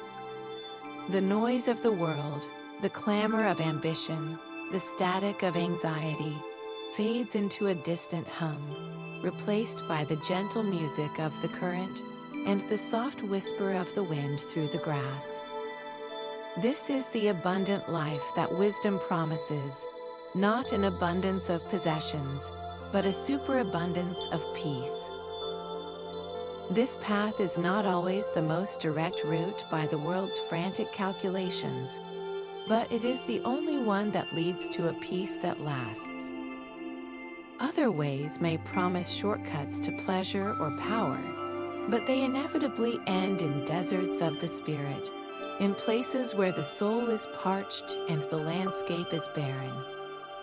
The way of wisdom, by contrast, follows the gentle contours of God's will, a path that sometimes ascends into challenging heights and sometimes descends into shadowed valleys, but always, always runs alongside the river of life. Its challenges are not punishments, but pruning. Its rests are not laziness, but restoration. Every experience along this way, whether of joy or of trial, is integrated into the journey, becoming another stone in the path, another landmark of grace, leading the traveler ever deeper into an understanding that transcends circumstance. The narration reinforces this foundational truth with the quiet force of a river smoothing stone, that following God's ways is the singular secret to lasting peace. It is a peace that does not depend on external conditions, for its source is internal and eternal. It is the deep, still center of the hurricane, the unshakable calm at the heart of the storm. It is the knowledge that one is exactly where one is meant to be, doing exactly what one is meant to do, held in a story whose author is love itself. As the day's journey ends and the light begins to fade, this peace settles over the spirit like a soft, warm blanket. The heart, having walked the path of life, carries no regret for the road not taken, no anxiety for the miles ahead. It simply rests, cradled in the certainty that the river flows on, the pastures remain green, and the shepherd's voice will be there to guide the first step of the new dawn. This is the final, gentle assurance of the path, that it leads not to an end, but to a beginning, an everlasting home in the very heart of God, where peace is not a temporary state, but the permanent and natural condition of the soul. In the quiet hum of the natural world, a profound and ancient wisdom speaks, a silent language woven into the fabric of the ant's tireless journey, the badger's secure dwelling, and the locust's ordered advance. These small, unassuming creatures move with a purpose not learned in schools or recorded in books, but inscribed upon their very beings by the hand of the Creator Himself. They are living parables of a divine order, their instinctual lives a testament to a governance that transcends human understanding. offering a blueprint for a tranquility found not in dominating the world, but in harmonizing with its sacred underlying rhythms. To observe them is to receive a lesson in peace, a gentle reminder that the universe is not a chaos to be conquered, but a creation to be contemplated and trusted. Consider the ant, a tiny dynamo of foresight and cooperation. It does not scurry in anxious circles, plagued by doubts about the coming winter. It moves with a quiet, unshakable certainty, each individual a thread in a tapestry of communal provision. Its labor is not frantic but rhythmic, its purpose not hoarding but preparedness. There is a deep, instinctual trust in the pattern of the seasons, a faith that the work of today is the security of tomorrow. Watching their endless, orderly lines is to see a portrait of a soul free from the fever of worry, a spirit that finds its calm in the steady, faithful execution of its given role within a grand, benevolent design. Their wisdom is the quiet confidence that provision is the natural result of participation in a plan larger than oneself. Then there is the rock badger, a creature of seemingly little strength, making its home in the clefts of the unyielding stone. It does not attempt to build a fortress from the ground up, exhausting itself against the elements. Instead, it seeks out a refuge that already exists, a shelter formed by forces beyond its own. Its safety is not in its power, but in its wisdom to find and inhabit the protection that has been provided. The badger's peace is the peace of the soul that has stopped trying to construct its own security from the flimsy materials of self-reliance, and has instead learned to dwell in the rock of ages, in the pre-existing, unshakable shelter of divine grace. Its home in the cliff is a silent sermon on the tranquility of dependence. And the locust, despite its reputation as a bringer of scarcity, moves with a stunning collective discipline. It has no king, no central commander shouting orders, yet it advances in ranks, a unified whole governed by an invisible, innate law. This is the wisdom of order without oppression, of unity without force, a picture of how a life aligned with divine principles naturally falls into a harmonious and purposeful pattern. The chaos it may bring to fields is a stark contrast to the impeccable order of its own being, a reminder that true peace is an internal condition, a right ordering of the soul that can persist even when the external world seems in disarray.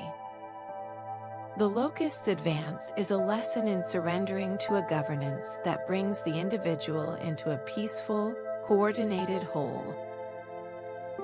This divine order, so vividly displayed in the smallest of creatures, is the very source of personal tranquility.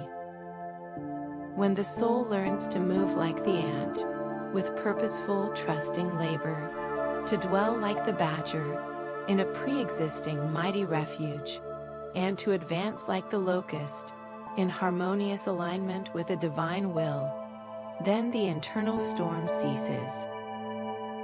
The frantic need to control, the anxiety over provision, the dissonance of a self-directed life, all melt away into a profound and settled calm.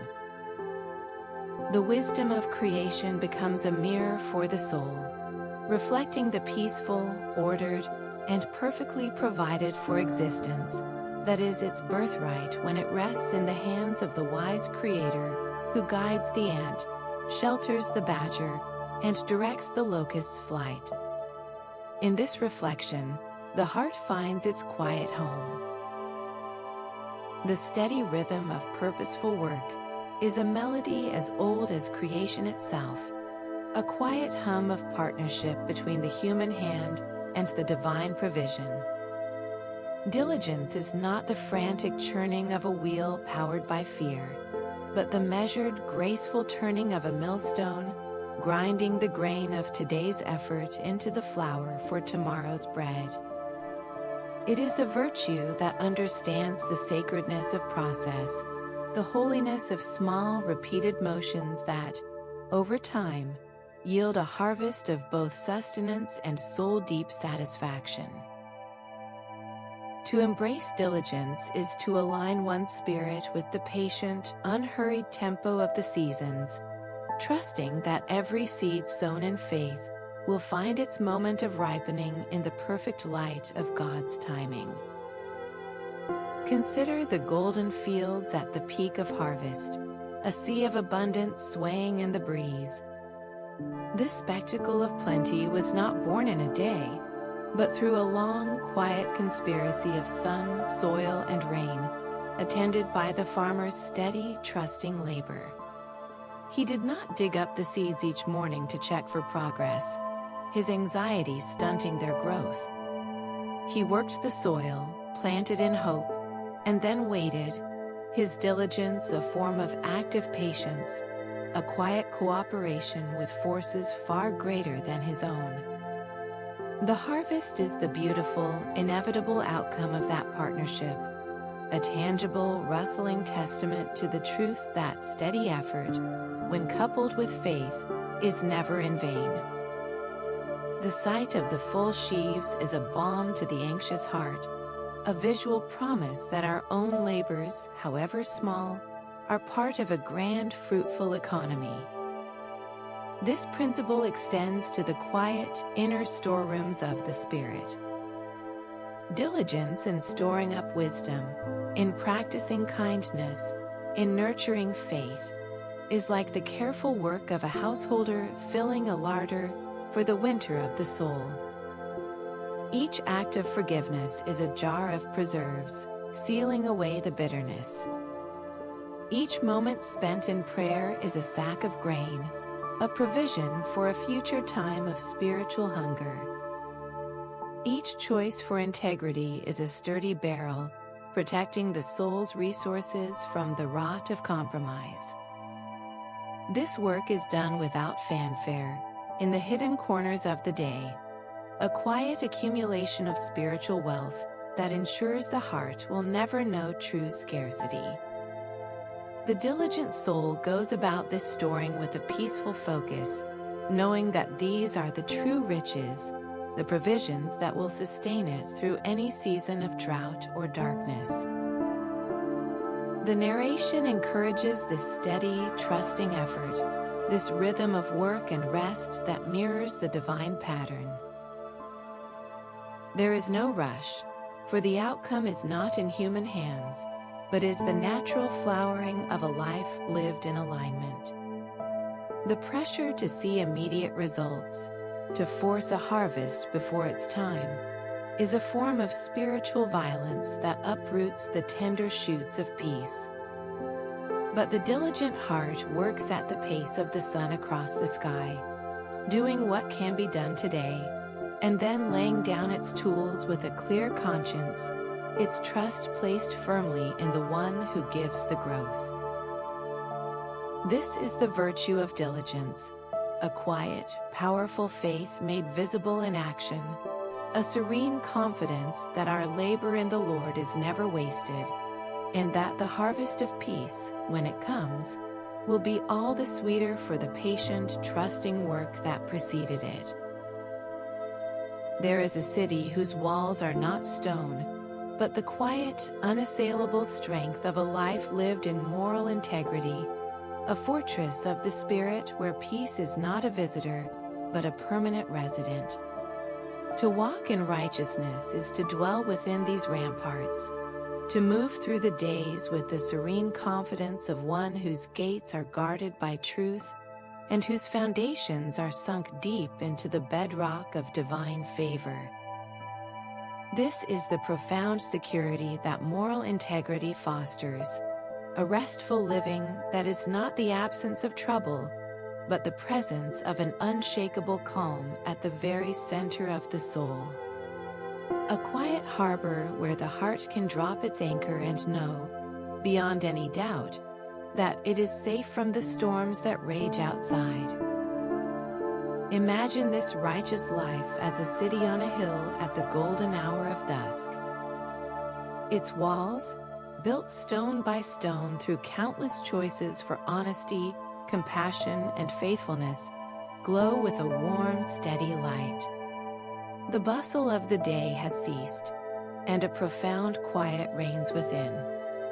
The citizens of this inner city, the thoughts, the desires, the intentions, move with a peaceful purpose, their interactions governed by the gentle law of love.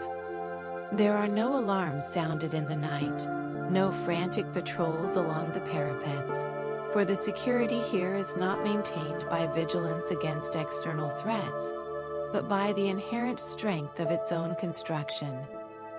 The gates of compromise and deceit remain forever barred, and in their stead, the open portals of grace and integrity allow a free, clean breeze to flow through the streets, carrying the scent of peace. This moral integrity is the very architecture of restful living. A life riddled with hidden faults and unconfessed wrongs is like a city with secret tunnels and crumbling walls, its inhabitants forever starting at shadows, their sleep broken by the fear of discovery or collapse. But the upright heart inhabits a well-ordered domain. There are no hidden passages, no weak points where anxiety can seep in. The conscience is a clear, quiet square, not a tangled alley of regrets. The mind is a clean, spacious chamber, not a cluttered attic of half-truths and justifications. In this ordered space, the soul can truly relax.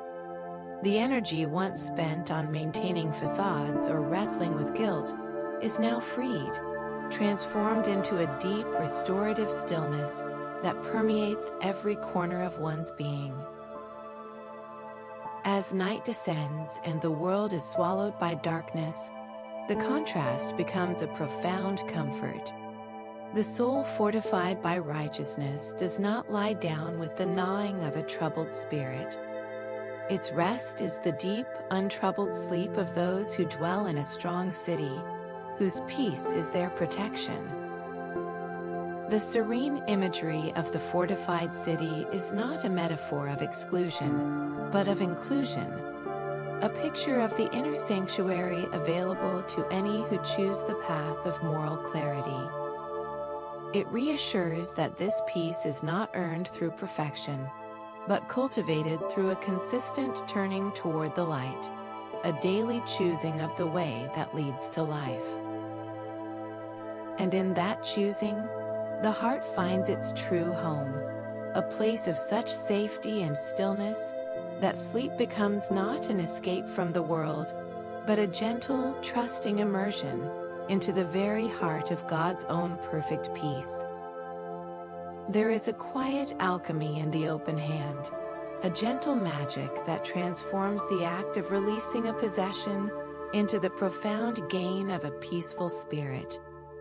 Generosity is not a subtraction from the self, but a mysterious multiplication of the soul's own wealth, a principle as ancient and reliable as the earth's own cycle of sowing and reaping.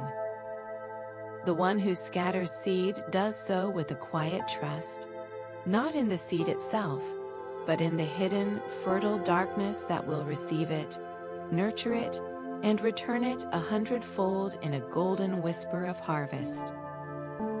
This is the peaceful economy of the divine, where the greatest joy is found not in the tight-fisted holding, but in the graceful, open-palmed release, a letting go that fills the heart with a calm as deep and satisfying as a granary full to the brim. Imagine the sower walking the freshly turned furrows at the quiet hour of dawn, a bag of grain slung over one shoulder. His motion is rhythmic, almost meditative, his arms swinging in a wide, generous arc, the seeds flying from his fingertips like tiny, hopeful prayers.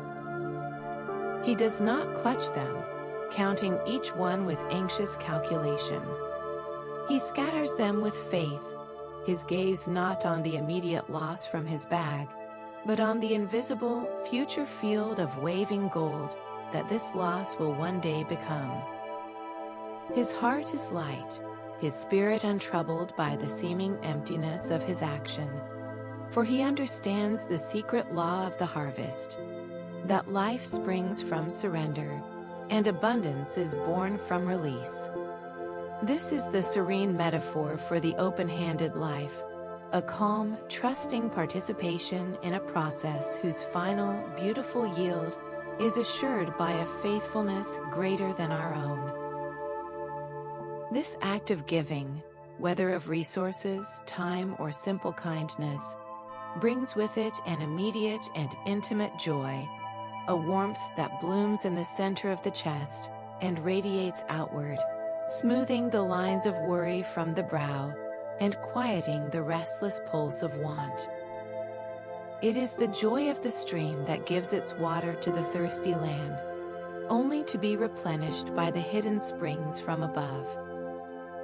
The water does not diminish as it flows, it creates life along its banks, and in the giving, it ensures its own continual renewal. So it is with the generous soul. The more it pours out, the more it is filled from an unseen, inexhaustible source. The fear of scarcity, that cold knot in the stomach, is dissolved by the warm, flowing current of a love that knows it cannot be exhausted. The act of giving becomes its own reward, a quiet celebration of a provision that never runs dry. This open-handedness cultivates a profound and lasting calm. The heart that is trained in generosity is a heart that has been freed from the tyranny of its possessions. It no longer sees the world as a limited pie to be fought over, but as a boundless field to be sown. The frantic energy once spent on protecting and accumulating is transformed into a peaceful, creative power for good. There is no anxiety in the generous heart about what it might lack tomorrow, for it has learned the deepest truth of all, that the hand which opens to give is also the hand that is open to receive, and that the same God who commands the harvest also holds the future. As night falls, this calm settles deep within. The spirit, having practiced the joy of giving throughout the day, rests in the quiet satisfaction of a life lived in the flow of divine grace. It is a sleep untroubled by greed or fear, a deep, trusting repose in the arms of the great sower, who scattered the stars like seed and promises a harvest of peace to all who walk in his generous ways. When the storms of life gather on the horizon, darkening the sky with the threat of chaos and fear, there exists a refuge not made by human hands, a sanctuary whose walls are woven from the very substance of divine insight. This is the shelter of wisdom, a house built upon the rock of eternal truth, where the soul can wait out the tempest in a profound and unshakable calm. Its architecture is not of wood and stone, but of precepts and promises, each one a sturdy beam against the howling wind, each a secure lock against the driving rain. To enter this shelter is to step out of the gale of circumstance, and into a stillness so deep, it feels like the eye of the universe itself, a place where the heart can hear its own steady rhythm again, and remember the peace that underpins all things.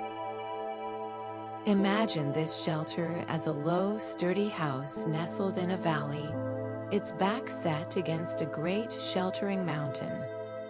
The storm breaks overhead with a fury that shakes the forest and turns the creek into a roaring torrent. The wind screams like a thing possessed, tearing at branches and hurling debris through the air. But inside the house, the air is still and warm. The fire in the hearth dances with a quiet, untroubled light, its flames reflecting in the calm eyes of one who knows the strength of their refuge. The thick walls absorb the violence outside, translating the shrieks of the gale into a low, distant hum, a mere background murmur to the profound quiet within. Here in this storm-proof house, the soul is not merely safe, it is at rest, cradled in the assurance that the foundation beneath it and the roof above it were designed by a wisdom that understands the storm better than the storm understands itself. This divine insight is the blueprint for the shelter, the knowledge that allows the soul to see beyond the immediate chaos to the enduring order that lies beneath. It is the understanding that the storm, however fierce, is temporary, and that the principles of love, justice, and grace are the permanent structures of reality. Relying on this insight is like consulting the architect's plans in the midst of the construction noise. It reassures the heart that every beam is in its right place, that every nail is driven with purpose, and that the final form of the house is one of beauty and security. The frantic need to board up the windows of the spirit with frantic plans, or to brace the door with personal strength, becomes unnecessary.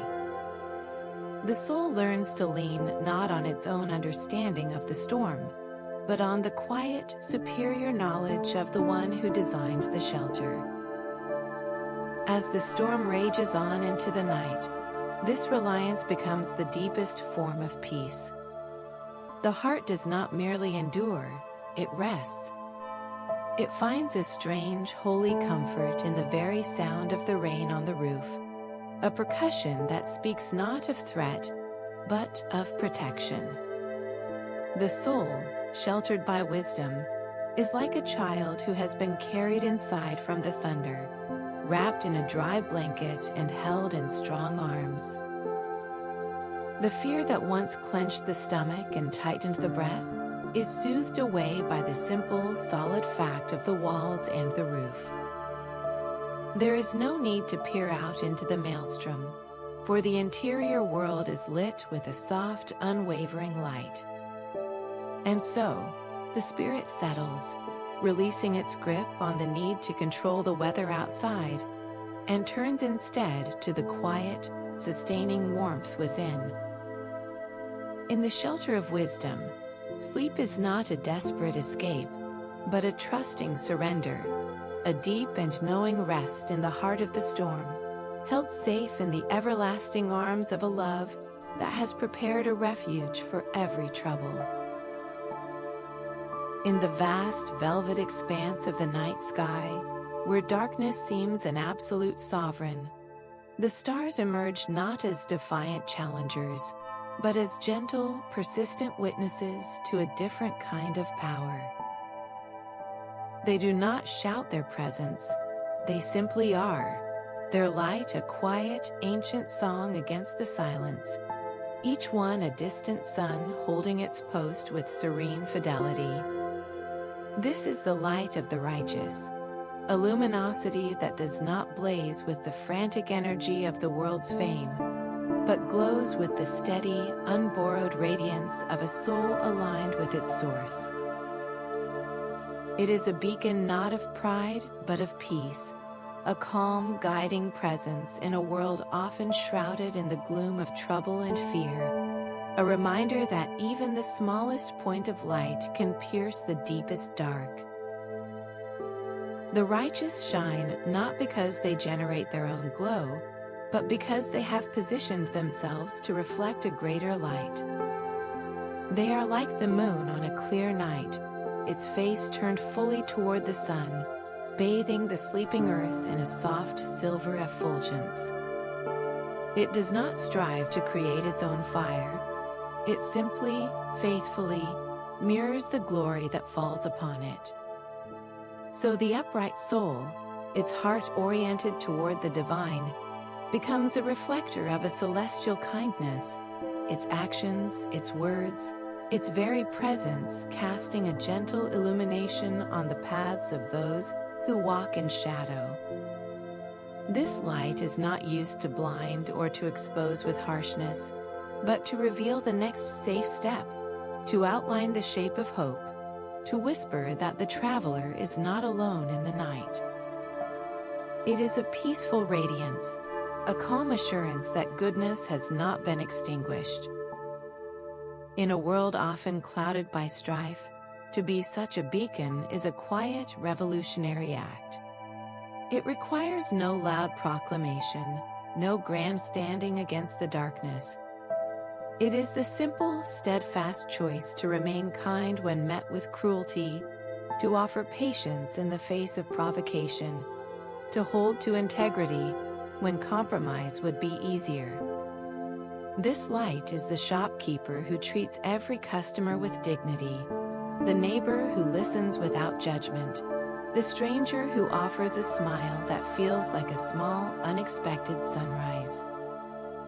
These are not dramatic deeds, but they are the very substance of the righteous glow, the countless pinpricks of light that, when seen from a distance, create the Milky Way of a compassionate humanity, a galaxy of grace in the troubled cosmos of human interaction. The narration inspires this gentle shining, this commitment to being a fixed point of peace in a chaotic world. It is a call to tend the inner flame of faith and love, to ensure that the windows of the Spirit are clean and open, allowing the divine light to pass through unobstructed. The light of the righteous does not eliminate the night, it transforms one's relationship to it. It teaches that darkness is not to be feared, but to be navigated, and that the most powerful way to combat it is not with a sword, but with a lamp.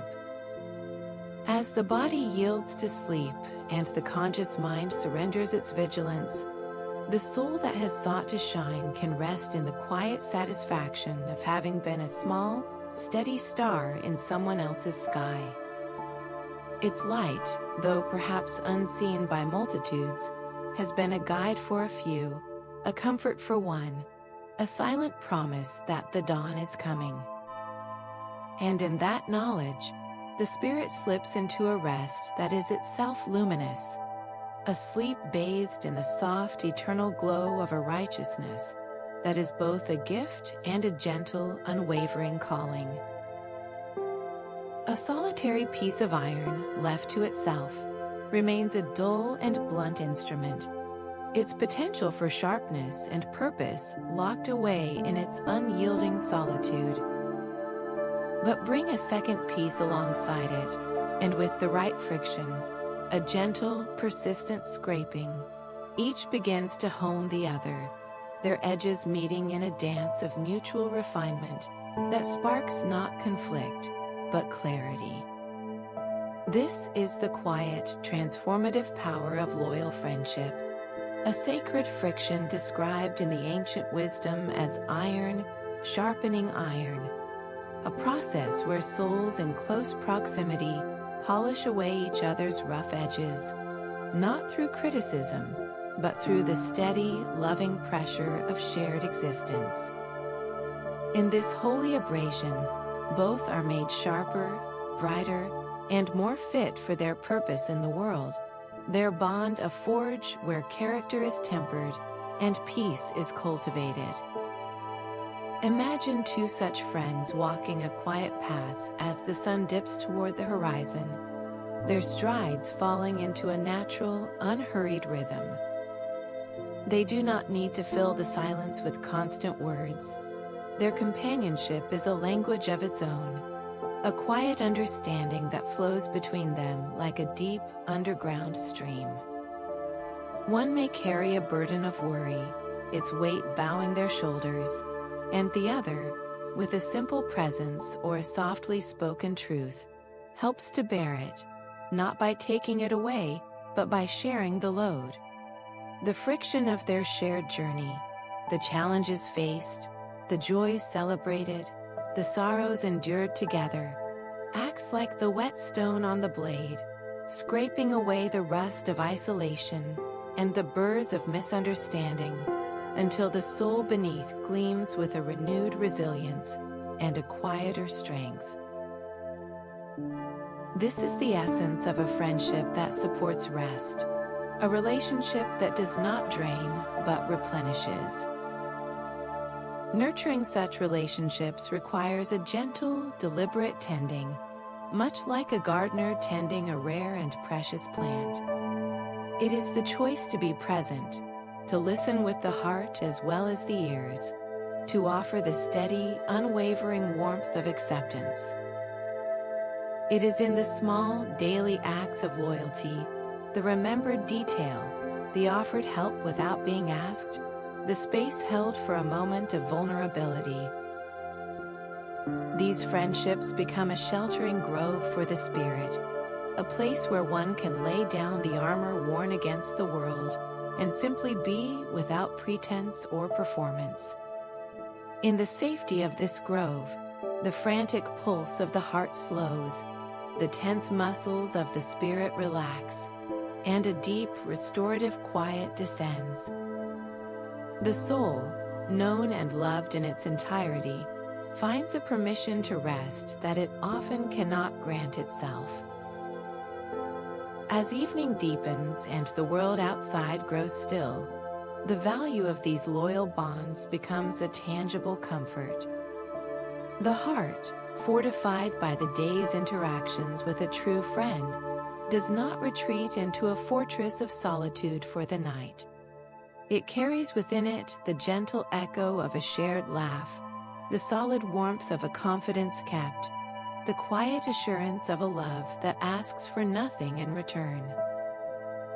These are the treasures stored up in the soul's inner chamber, wealth that no thief can steal and no moth can destroy.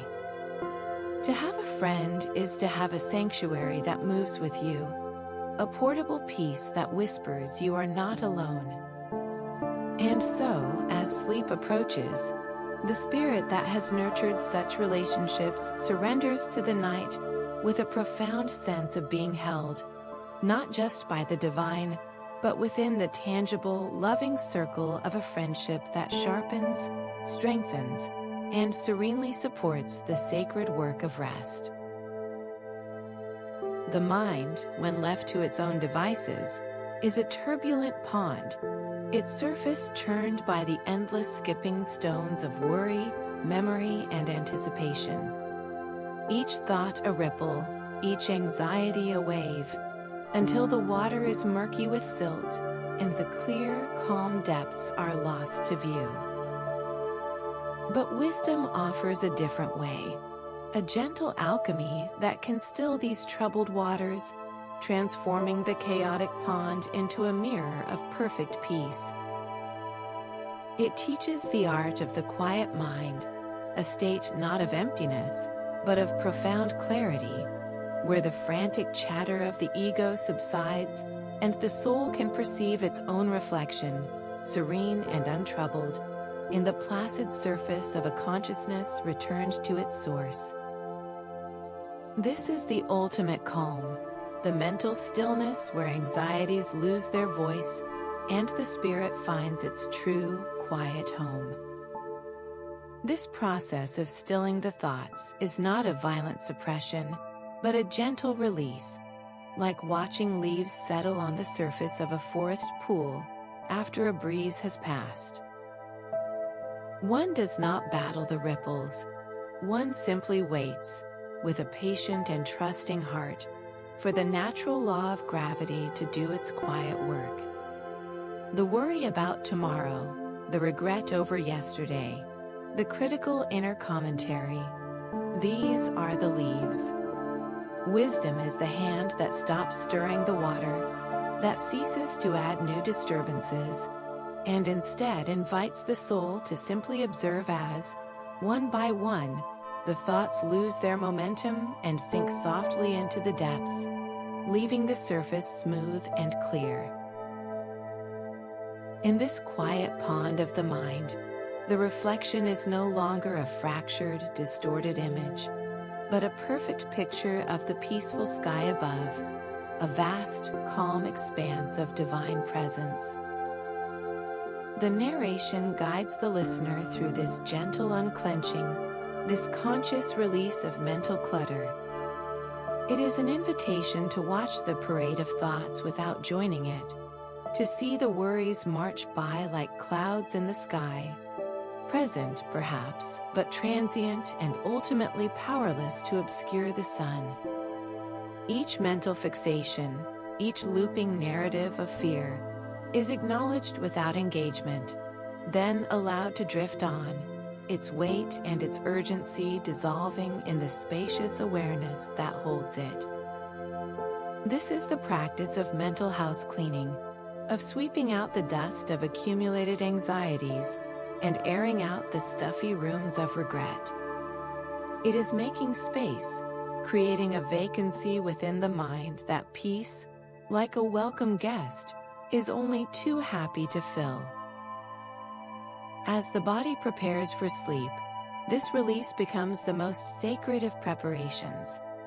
The mind, no longer a crowded marketplace of demands and distractions, becomes a quiet chapel. The pews are empty, the air is still, and the only sound is the gentle, rhythmic breath of a soul at rest. The mental clutter that once seemed so solid, so urgent, is revealed as insubstantial, a dream from which one is now awakening.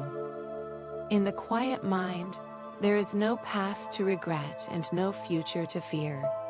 There is only the present moment, a soft, dark, velvety now, cradling the spirit in its boundless embrace. To release the clutter is to step into this sanctuary, to lay down the heavy burden of 1,000 yesterdays and tomorrows, and to simply be.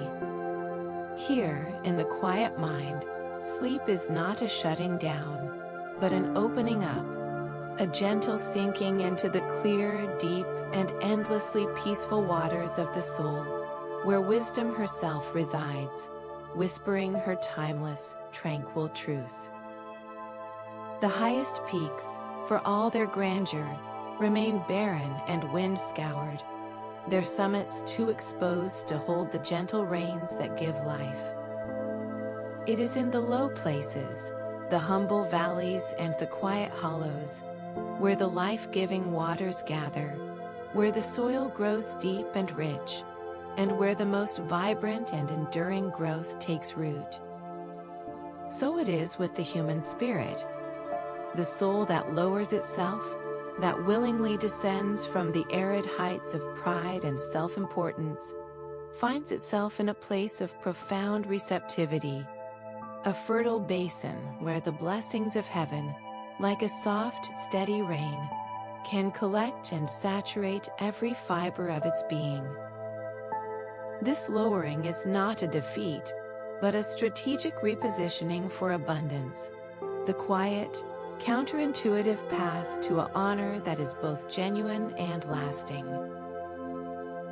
Imagine a wide, open valley at the first sign of a gentle storm. The sky, once a hard, bright blue, softens to a muted gray.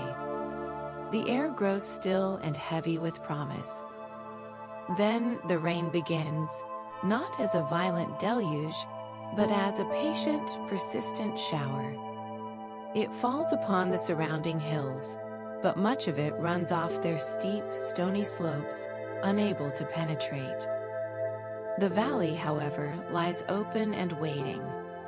Its broad, level floor drinks deeply, its porous earth absorbing every drop.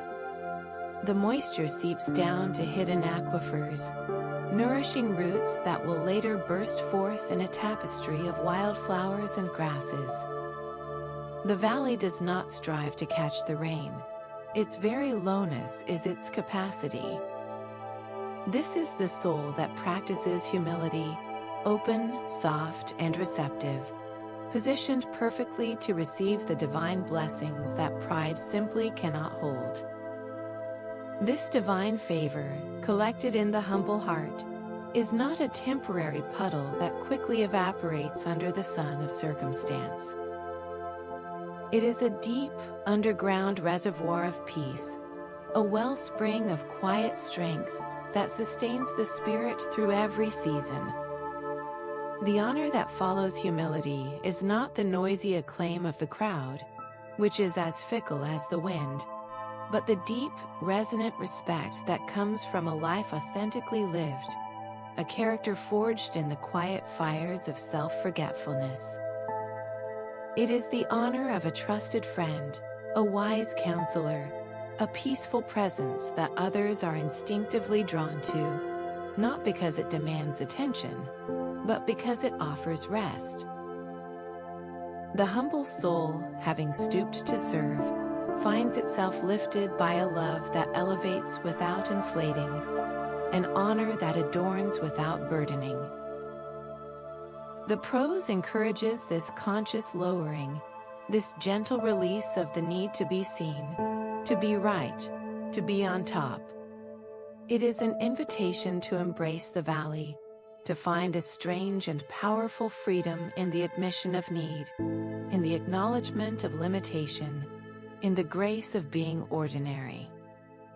Each act of humility, the apology freely given, the credit willingly shared, the silent acceptance of a minor slight, is another inch of descent into the fertile lowlands of the spirit. And with each step down, the capacity for receiving increases. The anxieties that thrive in the thin air of ego begin to dissipate, replaced by the rich, oxygenating atmosphere of grace. The soul learns that in letting go of its height, it gains an immeasurable depth. In surrendering its prominence, it discovers a boundless peace. As night falls, the humble heart rests in the quiet satisfaction of its place in the vast, beautiful landscape of God's creation. Not a lonely peak, but a life-giving valley, filled to the brim with the gentle, rewarding rain of a love that always flows downward, seeking the lowest place, and in doing so, making it the most honored of all. There is a way worn smooth not by the frantic tread of haste, but by the gentle, repeated footfalls of trust, a path that meanders through life's terrain, not as a forced march, but as a serene pilgrimage. This is the path of peace, the ultimate destination of all wisdom's journeying, a route that winds through shaded groves and down gentle slopes, where the air is cool and the light is soft. It is not a way of avoidance, but of transcendence, a higher road from which the tumult of the world below is seen not as a threat, but as a distant, fading echo. To walk this path is to move in a state of grace, where every step is both arrival and a departure, a continuous homecoming to the tranquil heart of God. The way is lined with ancient trees, their branches forming a cathedral canopy overhead, dappling the ground with shifting patterns of light and shadow. These are the truths of Proverbs, standing as silent, steadfast sentinels, their roots sunk deep into the soil of eternal reality. Their leaves whisper in the breeze, not with the clamor of new philosophies, but with the quiet, rustling wisdom of the ages. Here, on this shaded path, the harsh glare of anxiety is filtered into a gentle, bearable luminescence. The soul, no longer squinting against the brightness of its own fears, or the starkness of its troubles, can see clearly. It perceives the beauty in the details, the moss on a stone, the pattern of bark, the way the light falls, and in that perception, finds a deep and abiding calm. This is the serene metaphor for a life guided by wisdom, a journey under a protective, clarifying shade. The slope of this path is never steep, never demanding a breathless, straining ascent. It follows the natural contours of the land, a gentle descent into the valley of peace. It requires no heroic effort, only a willingness to yield to its easy grade, to let go of the need to climb the treacherous, rocky heights of self-reliance and personal ambition. The descent is into rest, into the low place where the living waters flow. Each step downward is a release, a lightening of the load, a surrender of the burden of having to manufacture one's own security or engineer one's own happiness. The path itself does the work, carrying the traveler effortlessly toward a destination that feels less like a place on a map and more like a condition of the soul, a wide, open meadow of the spirit where the heart can finally lie down and be still. The narration reinforces this foundational truth with the quiet force of a river carving stone, that God's guidance is the only compass that leads to truly tranquil journeys. The soul that has learned to follow the subtle cues of divine direction, the inner nudge toward kindness, the quiet warning away from folly, the gentle pull toward truth, finds that its travels are marked by a profound and consistent peace. The road may still pass through shadows, but it never leads into permanent darkness. It may skirt the edges of difficulty, but it never plunges into hopeless canyons. The journey becomes a form of rest in motion, a peaceful progression through time and experience, cradled in the certainty that the path itself is holy, and the one who walks it is forever held, forever led, and forever loved. As the final light of day softens into twilight, the traveler on this path of peace feels no urgency to reach an end, for they have discovered that the journey itself is the destination, and every step taken in trust is a step deeper into the everlasting, tranquil heart of God. High above the world's frantic noise, an eagle rides the unseen currents of the sky, its wings outstretched in a posture of perfect, motionless trust. It does not flap in frantic exertion against the wind, nor does it struggle to create its own lift. Instead, it yields, its body a finely tuned instrument that reads the subtle language of the air, allowing the very forces that could dash it against the rocks to become the means of its effortless ascent. This is the profound strength found in stillness, the quiet power of waiting for the Lord, a spiritual posture that trades the exhausting labor of self-propulsion for the serene sovereignty of being carried by a strength far greater than its own.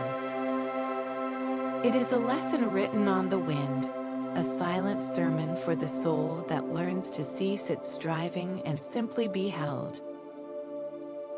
The eagle's soaring is a masterclass in divine timing. It does not command the thermals to rise. It waits for them, its keen eyes scanning the earth below with a patience that is both watchful and restful. It understands that its own power is limited, but the power of the current is limitless.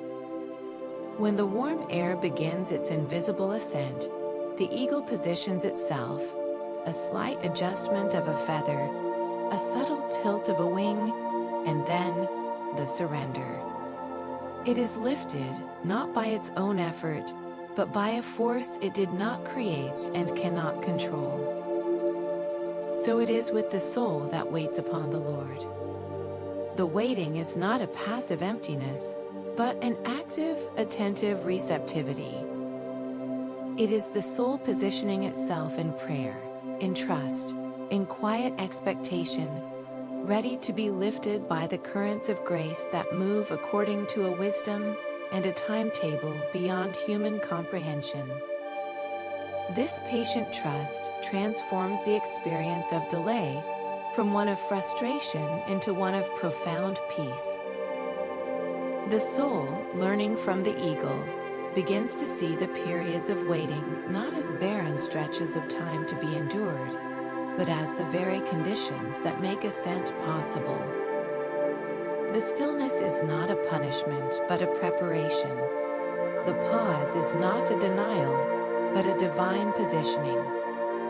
In the quiet, the frantic churning of the mind begins to settle. The need to know the when and the how softens into a quiet confidence in the who, the one who holds the times and the seasons in his hands. The heart, once anxious for resolution, learns to rest in the unresolved, finding a strange and solid comfort in the knowledge that its timeline is held in a love that is never early and never late, but always perfectly on time. As the day's last light gilds the highest peaks, and eagle becomes a dark, serene cross against the fading sky, the lesson settles deep within the spirit. The strength in stillness is the ultimate antidote to the weariness of self-reliance. It is the courage to let go of the oars in the storm, and let the boat be steered by a hand that calms the seas. It is the faith to stop weaving the tapestry of one's own life, and to instead become the thread in a grander, more beautiful design. This trust in divine timing is the final surrender before sleep, the releasing of the entire burden of the future into arms that are eternally strong and eternally kind. And in that release, the soul finds its own wings, not to fly by its own power, but to be lifted, carried, and sustained on the unwavering currents of a love that never grows weary, leading it always, and with perfect grace, toward home. In the relentless rhythm of a world that prizes perpetual motion, there exists a sacred counter-melody, a quiet wisdom that champions the profound necessity of stillness. It is the wisdom of rest, a divine principle woven into the very fabric of creation, where the ceaseless labor of the soil is punctuated by the holy hush of the Sabbath. This is not a call to idleness, but an invitation to a deeper form of work, the work of renewal, the sacred task of allowing the soul to lie fallow, to breathe, and to be restored by the same hand that commands the sun to set and the moon to rise. In the gentle cadence of rest, the spirit finds its true strength, not in what it produces, but in its capacity to simply be, to receive, and to remember its source. Consider a field after the harvest, its golden stubble catching the low light of the autumn sun. For a season, it gave its all, its soil poured out in a generous offering of grain.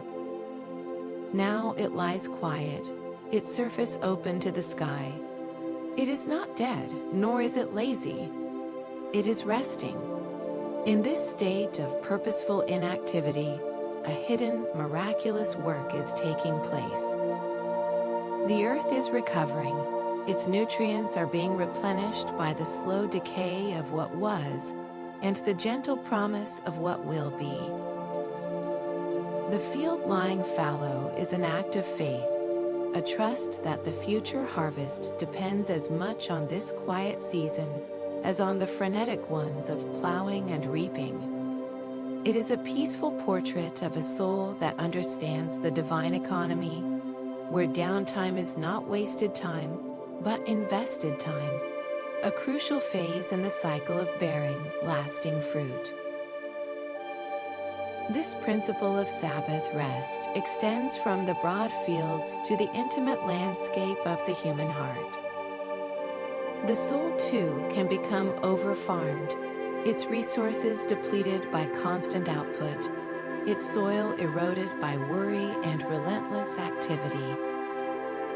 To embrace rest is to declare a holy ceasefire in the inner war of productivity, to lower the tools of ambition and anxiety, and to allow the spirit to lie open and receptive. In this spacious quiet, the nutrients of grace can seep back in. The living water of peace can soak deep into parched places. The mind, no longer forced to churn out solutions, can settle, and in the settling, find that the answers it sought often float to the surface of a stilled consciousness, like leaves on a pond, arriving not through strain, but through surrender. The narration promotes this gentle embrace of downtime as the very pathway to renewal. It is a conscious, loving choice to step off the treadmill of achievement and to remember that one's worth is not measured by constant doing, but is inherent in simply being a beloved child of God. To rest is to participate in the divine pattern, to mirror the Creator who, after the magnificent labor of forming the cosmos, rested, not from weariness, but to sanctify a space for joy and contemplation. As evening draws its soft blanket over the world, the soul that has honored the wisdom of rest does not collapse in exhaustion, but settles into a deep, trusting repose. It lays down the burden of the week, the weight of unfinished tasks, and the pressure of tomorrow's demands, and slips into a slumber that is both a gift and an act of worship. A quiet, powerful testimony to the faith that God is at work, even in our stillness, and that our most profound growth often happens when we are, at last, quiet enough to let it. Deep within the landscape of the soul, beneath the shifting soils of emotion and the flowing rivers of thought, lies a wellspring from which the whole of life emerges. This is the heart, the secret source, the quiet center from which all actions, words, and intentions flow. To guard this heart is to protect the very origin of one's being, to build a fortress around the spring that waters the entire inner world, ensuring that what flows out is pure, life-giving, and peaceful. It is a sacred vigilance, a gentle but firm stewardship of the soul's most precious resource, a commitment to filter every influence, every thought, and every passion, so that the well remains unpolluted and the spirit can drink deeply from its own clear, calm depths. Imagine this heart as a spring in a secluded grove, its water bubbling up from a source deep within the earth, cool and clear and vital. Around it, a low wall of smooth, fitted stones has been carefully built, a fortification not to imprison the water, but to protect it. This wall is the guard of discernment, of conscious choice. It allows the gentle rain of wholesome influences to seep in and replenish the source, but it turns away the debris of bitterness, the toxins of fear, and the silt of worldly anxieties that would otherwise cloud the water and choke the flow. The spring, thus guarded, does not cease to be a spring. Its nature is still to give, to flow, to nourish. But its output is now a pure, sustaining stream, a river of peace that irrigates the soul's every corner, bringing life and quiet vitality wherever it goes. This careful filtering of influences is the daily work of inner peace. Every sight, every sound, every conversation is a potential tributary flowing toward the heart's spring. The guarded heart learns to ask of each influence, does this bring clarity or confusion? Does it foster love or fear? Does it align with the quiet truth of wisdom, or does it carry the chaotic noise of folly? It is not a practice of building a fearful, isolated citadel, but of cultivating a discerning gatekeeper who welcomes in the good, the true, and the beautiful, and gently turns away all that would disturb the sacred stillness within. This selective reception is not an act of weakness, but of profound strength, a conscious shaping of the inner environment to create a sanctuary where peace is not a fleeting visitor, but the permanent resident. As the day concludes and the outer world recedes, the state of the guarded heart becomes the true measure of the night's rest. A heart left unguarded is like a spring trampled by passing herds, its water muddied and turbulent, its flow diminished. The spirit that drinks from such a source will be restless, its sleep disturbed by the sediment of the day's unchecked anxieties and unresolved conflicts. But the heart that has been diligently protected is a well of profound quiet. Its waters are still and clear, reflecting the peaceful heavens. The mind, drawing from this pure source, finds its turmoil soothed. The emotions, watered by this clean stream, settle into a gentle, steady rhythm. To lie down with a guarded heart is to surrender to a sleep that is both deep and renewing, a quiet immersion into the very source of life itself, cradled in the knowledge that the spring within is secure, its waters pure, and its flow an everlasting promise of peace.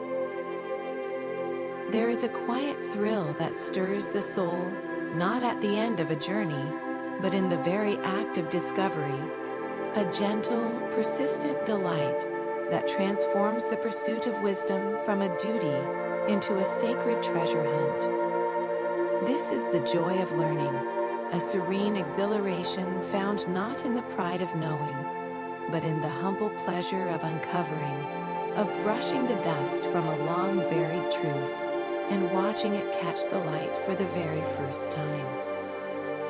It is the quiet gasp of the spirit when a new facet of understanding is revealed, a moment of connection that feels less like an acquisition and more like a homecoming, a piece of a cosmic puzzle clicking softly into its rightful place within the heart. This delight makes the soul a perpetual student of the universe, a lifelong learner in the school of grace, where every day offers a new, gentle lesson in the art of being. The process is painted with the most serene of metaphors, images of quiet exploration and patient uncovering. Gaining wisdom is like walking along a deserted beach at dawn, the tide of yesterday's certainties having receded, leaving the sand smooth and blank. And there, half buried and glinting, lies a rare, perfect shell, its intricate patterns a silent testament to an order and a beauty that existed long before it was found. The finder does not shout, they kneel. They pick it up with reverent fingers, turning it over in the soft light, their hearts swelling with a quiet, personal joy. This shell is a new insight, a grasped principle of forgiveness, a deeper understanding of patience. It is a hidden treasure, discovered not by frantic digging, but by a calm, attentive walk, a soul open to the gifts the tide of experience leaves behind. This gentle pursuit is a lifelong pilgrimage, a journey with no frantic destination, where the path itself is the reward. It is the quiet contentment of a scholar in a vast, silent library, not racing to finish the last page, but savoring each sentence, each turn of phrase that illuminates a previously darkened corner of the world. There is no anxiety in this learning, no pressure to master everything at once. It is a trust that the next truth, the next piece of understanding, will be revealed in its own perfect time, like a series of doors opening one after another in a sunlit corridor, each leading to a room more beautiful and peaceful than the last. The joy is in the stepping through, in the widening of the inner vista, in the slow, steady accumulation of light, that makes the entire landscape of the soul more navigable and serene. The narration inspires this gentle, persistent seeking, framing it as the most satisfying of all adventures. It is an invitation to become a collector of luminous truths, to approach each day with the quiet anticipation of a child on a nature walk, eyes wide with wonder, ready to be delighted by the smallest seed of insight or the grandest canopy of revelation. This lifelong learning keeps the spirit supple and the heart young, protecting it from the rigid brittleness of certainty and the stagnant pools of dogma. It is a practice that cultivates humility, for the more one learns, the more one realizes the vastness of what remains unknown, and the more one must rely on the ultimate teacher. As the day softens into evening, the soul that has embraced the joy of learning rests with a deep, quiet satisfaction. The mind is not weary from strain, but enriched by the day's gentle discoveries. The heart, having stored another pearl of wisdom, feels both fuller and lighter, its inner treasury enriched. And in this state of peaceful abundance, sleep comes not as an end to thought, but as a quiet integration of all that has been lovingly learned, a gentle descent into the depths where wisdom herself whispers her timeless, tranquil truths. The gentle hand of the vine-dresser, though it carries the sharp shears, is not an instrument of wrath, but of profoundest care. Its purpose is not to punish the vine, but to perfect it, to cut away the growth that, however green and vigorous, diverts life from the true purpose of fruitfulness. This is the quiet, counterintuitive comfort of correction, the soul's realization that the sting of reproof is not a rejection, but a redirection, a loving incision that wounds only to heal more wholly, that prunes only to promise a more abundant life. To accept this guidance is to understand that the path to true vitality often leads through the momentary pain of being reshaped, a surrender to a wisdom that sees our potential not as we are, but as we are meant to be. Imagine a rose bush in the early spring, a tangle of canes, some strong and true, others spindly and wild, reaching in all directions. Left to itself, it would produce a few small blooms, its energy dissipated in a vain attempt to sustain every shoot. But the gardener comes, his hands knowing and his eyes kind. He identifies the weak, crossing canes, the suckers that drain strength from the roots, and with a precise, merciful snip, he removes them. The bush looks bare, wounded, its form reduced. Yet this seeming loss is the secret of its future glory.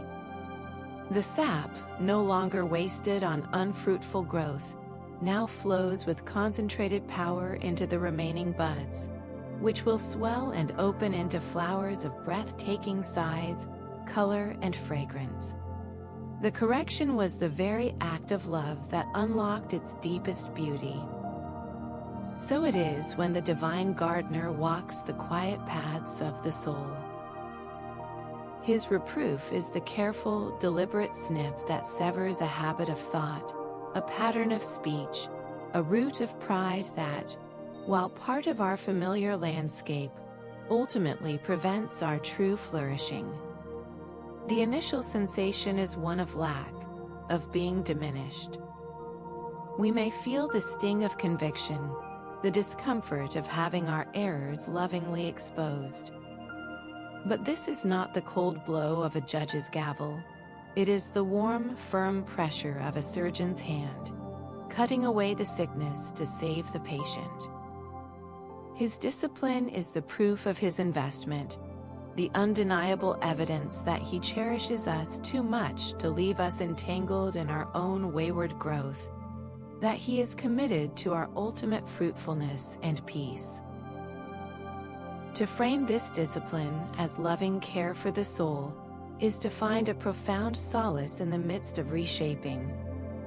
It reassures the heart that no experience of correction is arbitrary, no season of pruning is without its divine and loving purpose.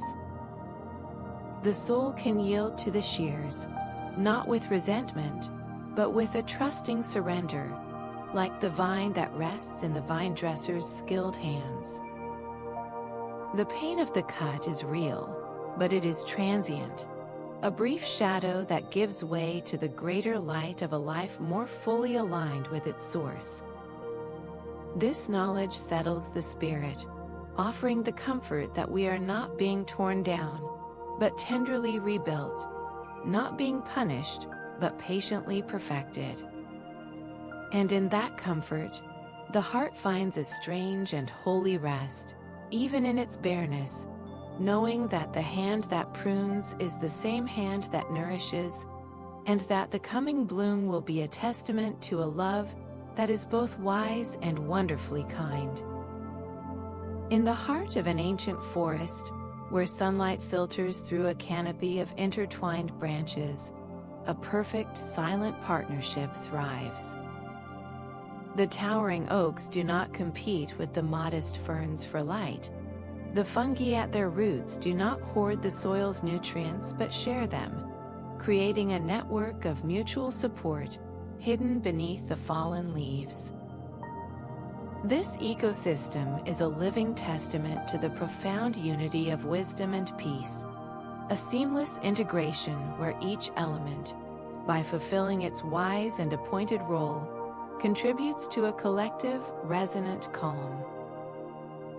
Here, in the dappled quiet, the truth is whispered by the very air, that wise choices are not merely correct, but inherently peaceful, their outcomes flowing as naturally and serenely as a river finding its way to the sea. The clamor of conflict has no place in this harmony, for it is the fruit of folly, while the quiet of the forest is the offspring of an ancient, intelligent design. This intertwining is visible in the gentle balance of a pond at dusk. The water striders skim the surface without breaking its tension, their delicate legs distributing their weight with impeccable precision. A small, wise choice that allows for graceful movement without creating disruptive waves. Beneath them, the fish move in slow, fluid schools, their collective turning a silent agreement that avoids collision and conserves energy. The cattails at the edge stand tall, their roots filtering the water, their presence a natural bulwark against erosion. No single element acts against the interest of the whole.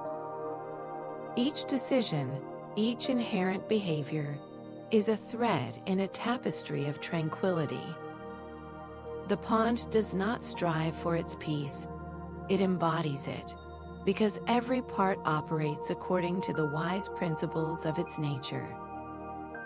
This is the calm outcome of a world where everything knows its place and moves in accordance with a deeper, unifying logic.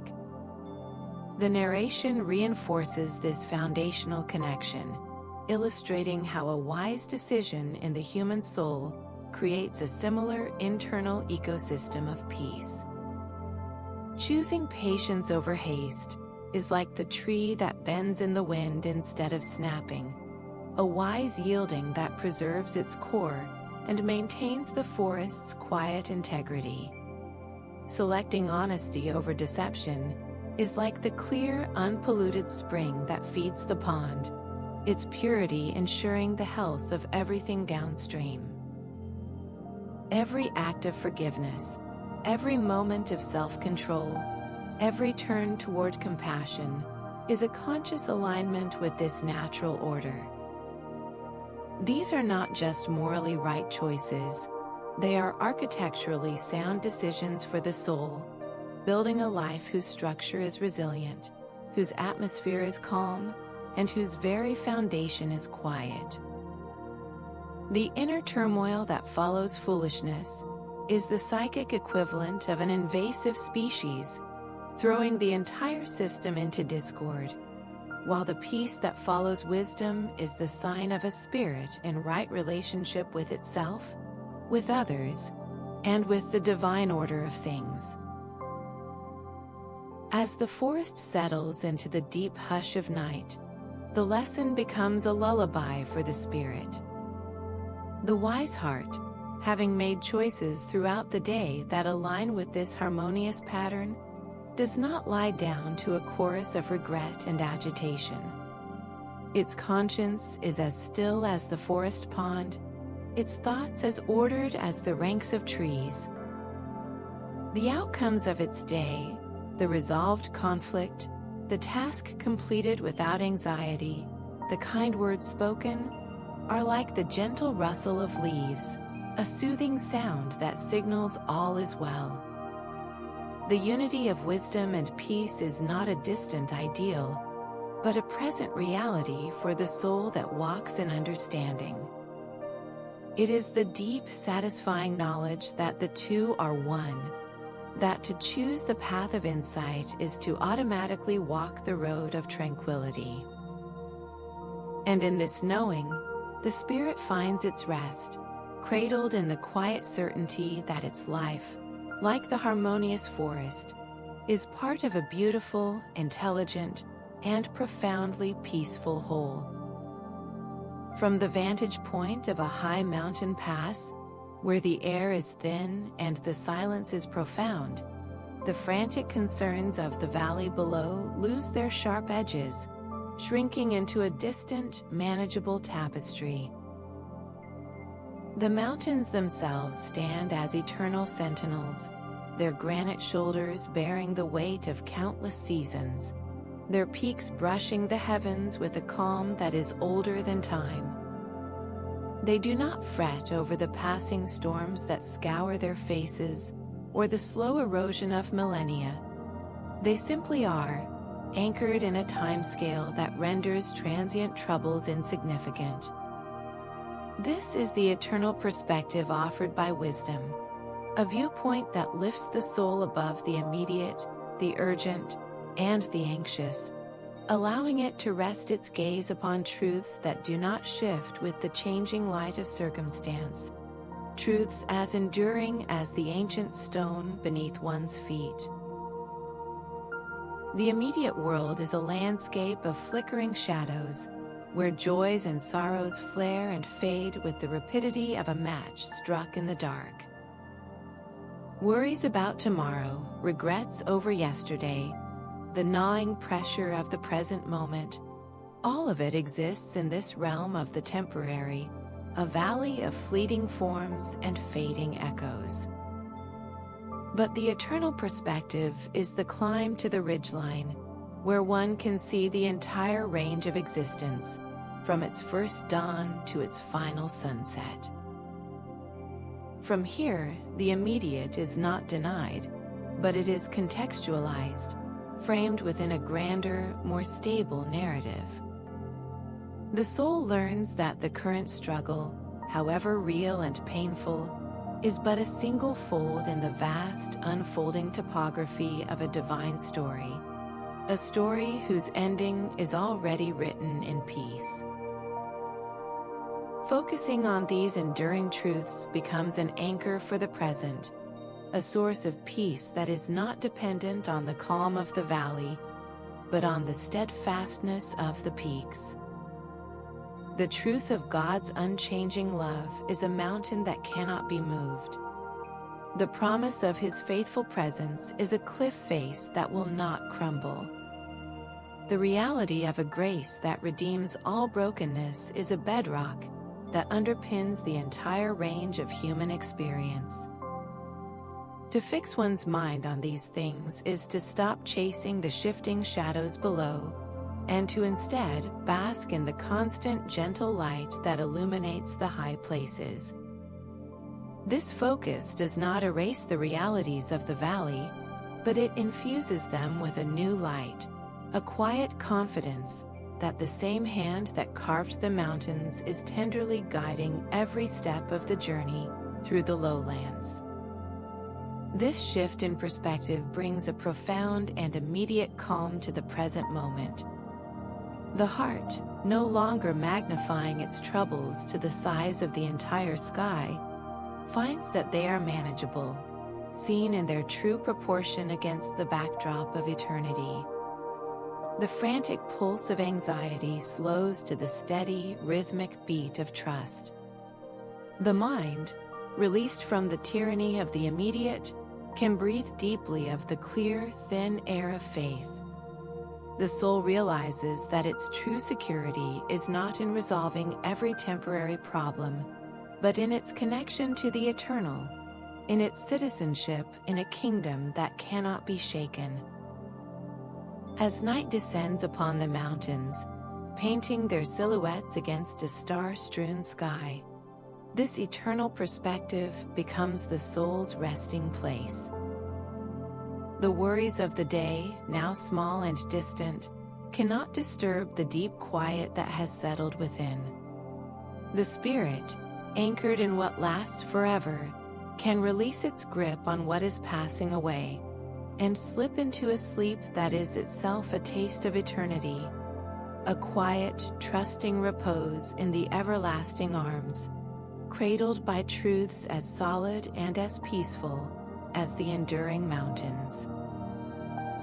A fledgling sparrow, new to the world and the wide, open sky, does not trouble itself with the complex mechanics of flight or the intricate patterns of the wind.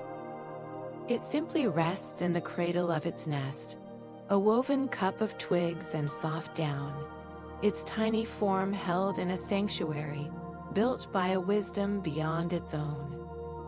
It feels the sturdy branches beneath, trusts the unseen strength that binds them, and in that simple, unthinking reliance, finds the perfect peace to grow, to wait, and to prepare for the leap it cannot yet comprehend.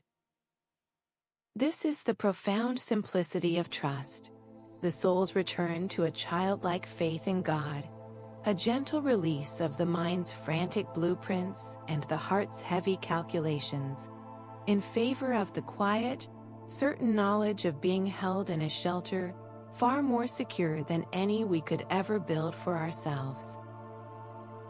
The soul's nest is not a place of complex architecture, but of serene surrender. It is woven from the promises of a love that does not fail, its walls the precepts of peace, its lining the soft assurances of grace. To settle into this nest is to cease the exhausting work of self-preservation, to stop trying to fortify one's own life against every potential storm. It is to curl into the hollow of a divine providence, to feel the gentle, firm support beneath, and to let the weight of one's being, the worries, the fears, the intricate webs of what if, be fully borne. Here, in this simple shelter, the air is quiet.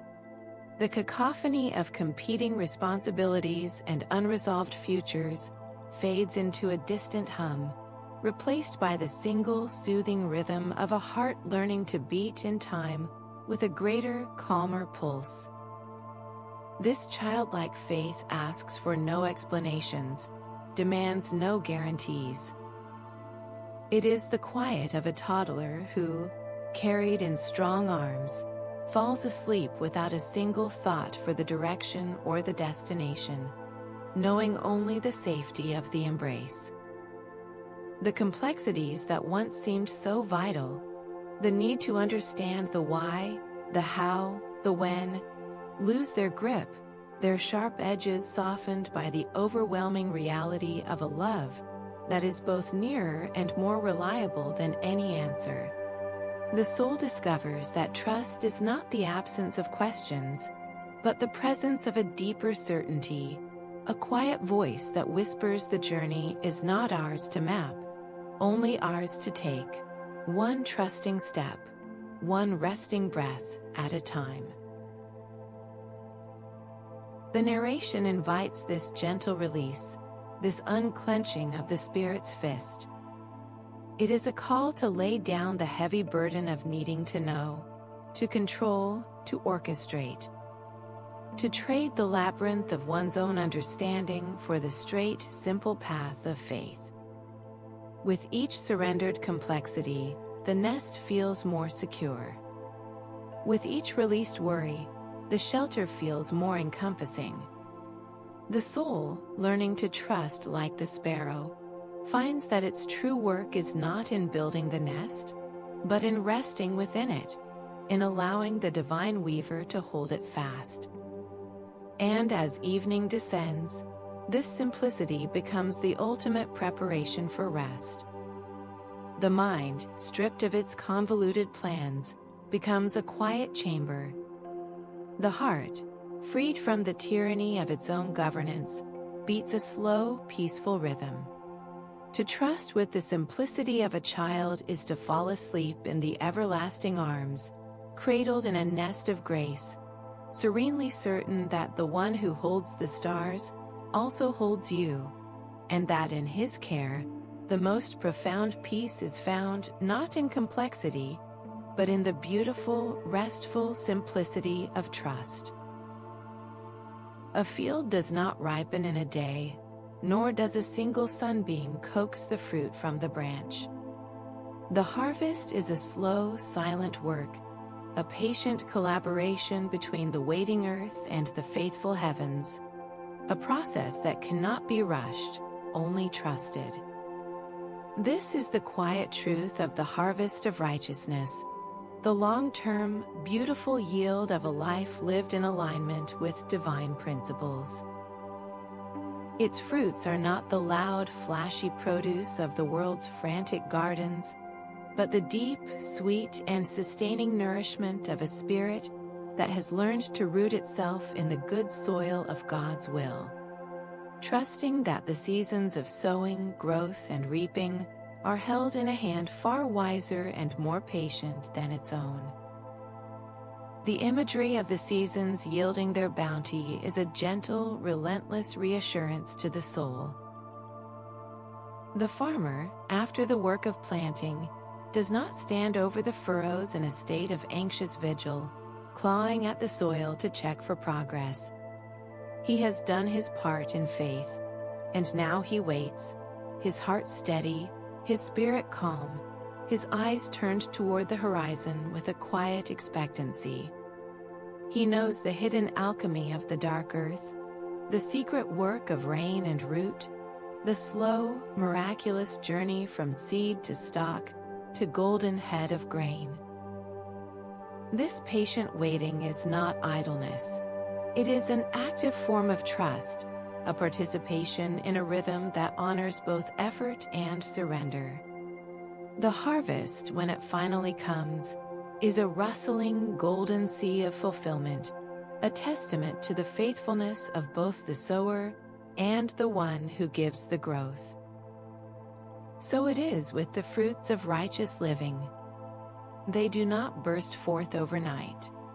The seed of a kind word, sown in a moment of grace, may take seasons to break open in a hardened heart. The sapling of a forgiven debt, planted in the soil of a fractured relationship, may require years of patient sunshine and soft rain before it offers the shade of reconciliation. The quiet, consistent choices for integrity, for compassion, for truth, these are the seeds scattered in the field of the soul. Their growth is often invisible, happening in the hidden places of the spirit, their roots pushing deep into the bedrock of faith, drawing sustenance from streams of living water that flow unseen. The harvest is not for the impatient, but for the faithful, for those who understand that the most valuable yields are those that have been ripened by time and trust. The prose encourages this patient faithfulness, this steadfast abiding in the work of cultivation. It soothes the frantic heart that demands immediate results, that grows discouraged when the field of its life appears bare, or when weeds of difficulty sprout among the good seed. It whispers that the harvest is coming, that the righteous will flourish like a palm tree. They will grow like a cedar of Lebanon, planted in the courts of our God. They will still bear fruit in old age. They will stay fresh and green. This is the promise, a life that yields its fruit in season, whose leaf does not wither. The long-term fruit is a peace that deepens with time, a joy that becomes more resilient, a character that is refined like gold in a slow fire. It is the quiet confidence that no act of love, no stand for truth, no seed of righteousness sown in tears, is ever wasted in the economy of God. As the day of labor ends and the light softens, the soul that has sought to live righteously can rest in this quiet assurance. It does not need to see the full harvest tonight. It only needs to trust the harvester.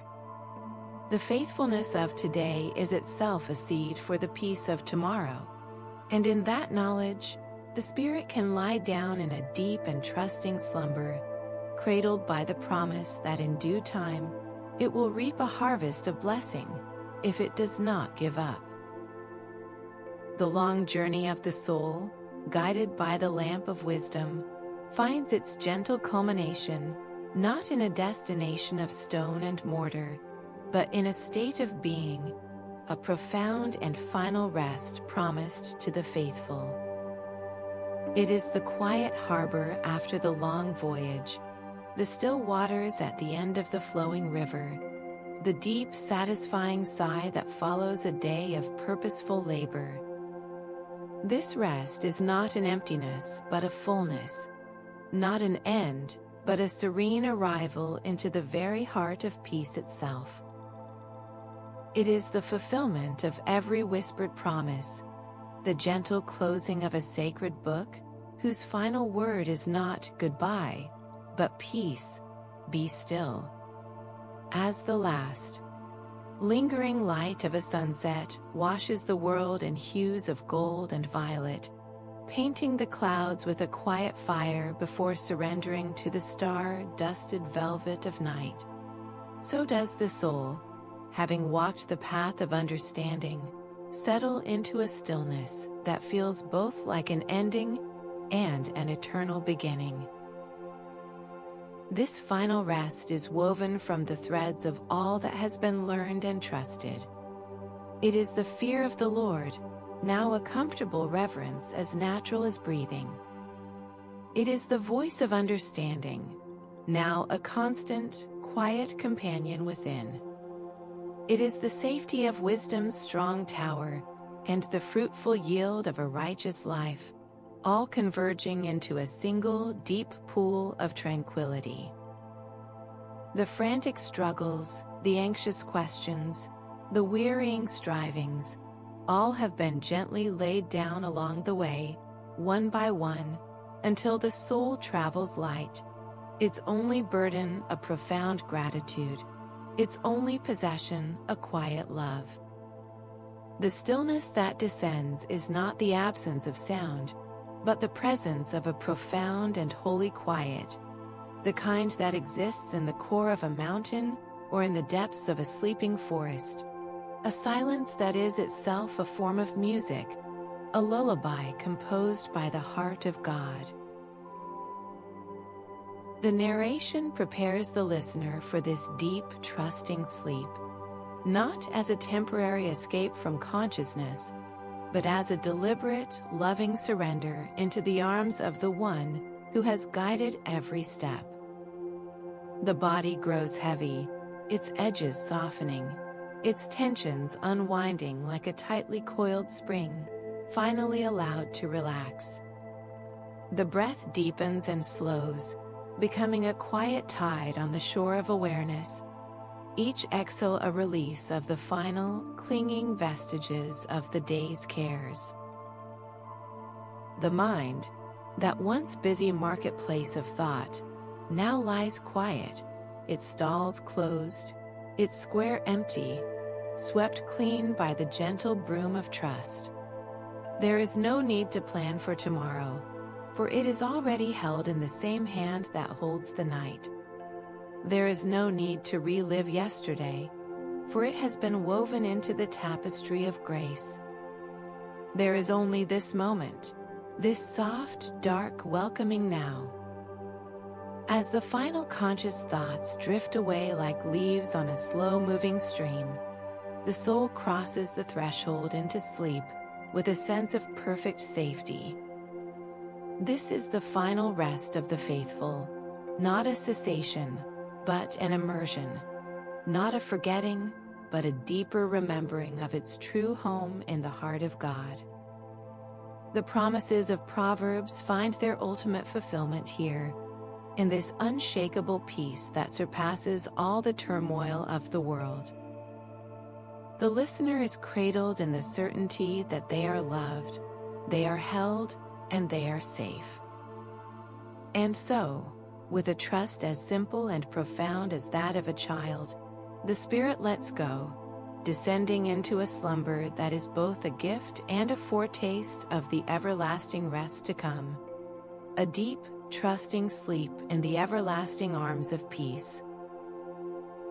Before the first star was kindled in the velvet darkness, before the mountains pushed their shoulders toward the sky, and before time itself began its slow, measured dance, there was wisdom.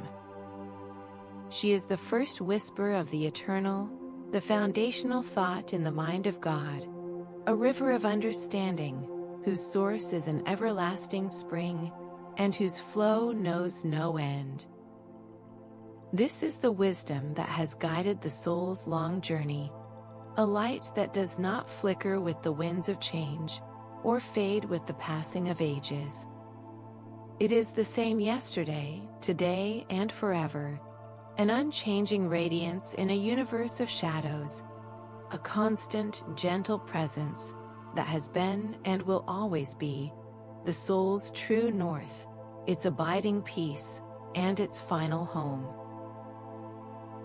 This eternal nature is captured in the metaphor of an endless river, flowing from a throne of grace, its waters clear and deep, carrying the quiet music of eternity.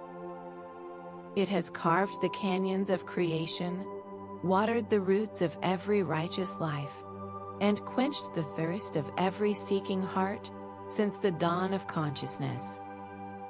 To rest in this wisdom is to dip one's cup into a current that will never run dry, to drink from a stream that began before memory and will continue beyond the horizon of time. Its flow is a perpetual promise, a serene assurance that the truths which grant peace are not inventions of a moment, but the very substance of reality itself, as reliable and enduring as the river's journey to the sea. And like an unchanging light, this wisdom pierces the deepest gloom without a tremor, its beam steady and sure. It is not the flash of lightning, brilliant and brief, but the constant glow of a star fixed in the firmament, a point of reference in the spinning cosmos. In its illumination, the soul finds a stability that the world cannot give and cannot take away. The fears that arise from change, the anxieties born of uncertainty, the sorrows that accompany loss, all are gently held in this light and revealed in their true proportion, as passing clouds before an eternal sun. This light does not eliminate the shadows of life, but it robs them of their power to terrify, for it reveals their temporariness against the backdrop of its own everlasting day. The prose leaves the listener with this final, abiding sense of peace, a quiet culmination of all that has been gently unfolded. It is the peace of a soul that has traced the stream back to its source and found it to be love, that has followed the light to its origin and found it to be grace. The divine presence is no longer a concept to be understood, but a reality to be rested in, a deep, resonant hum at the center of all things, a love that has been the silent listener to every whispered prayer, and the steady hand guiding every surrendered step. Here, at the journey's end, which is also its true beginning, the soul ceases its striving and simply abides, wrapped in the quiet certainty that it is held, it is known, and it is forever safe in the everlasting, unchanging, and perfectly peaceful wisdom of God.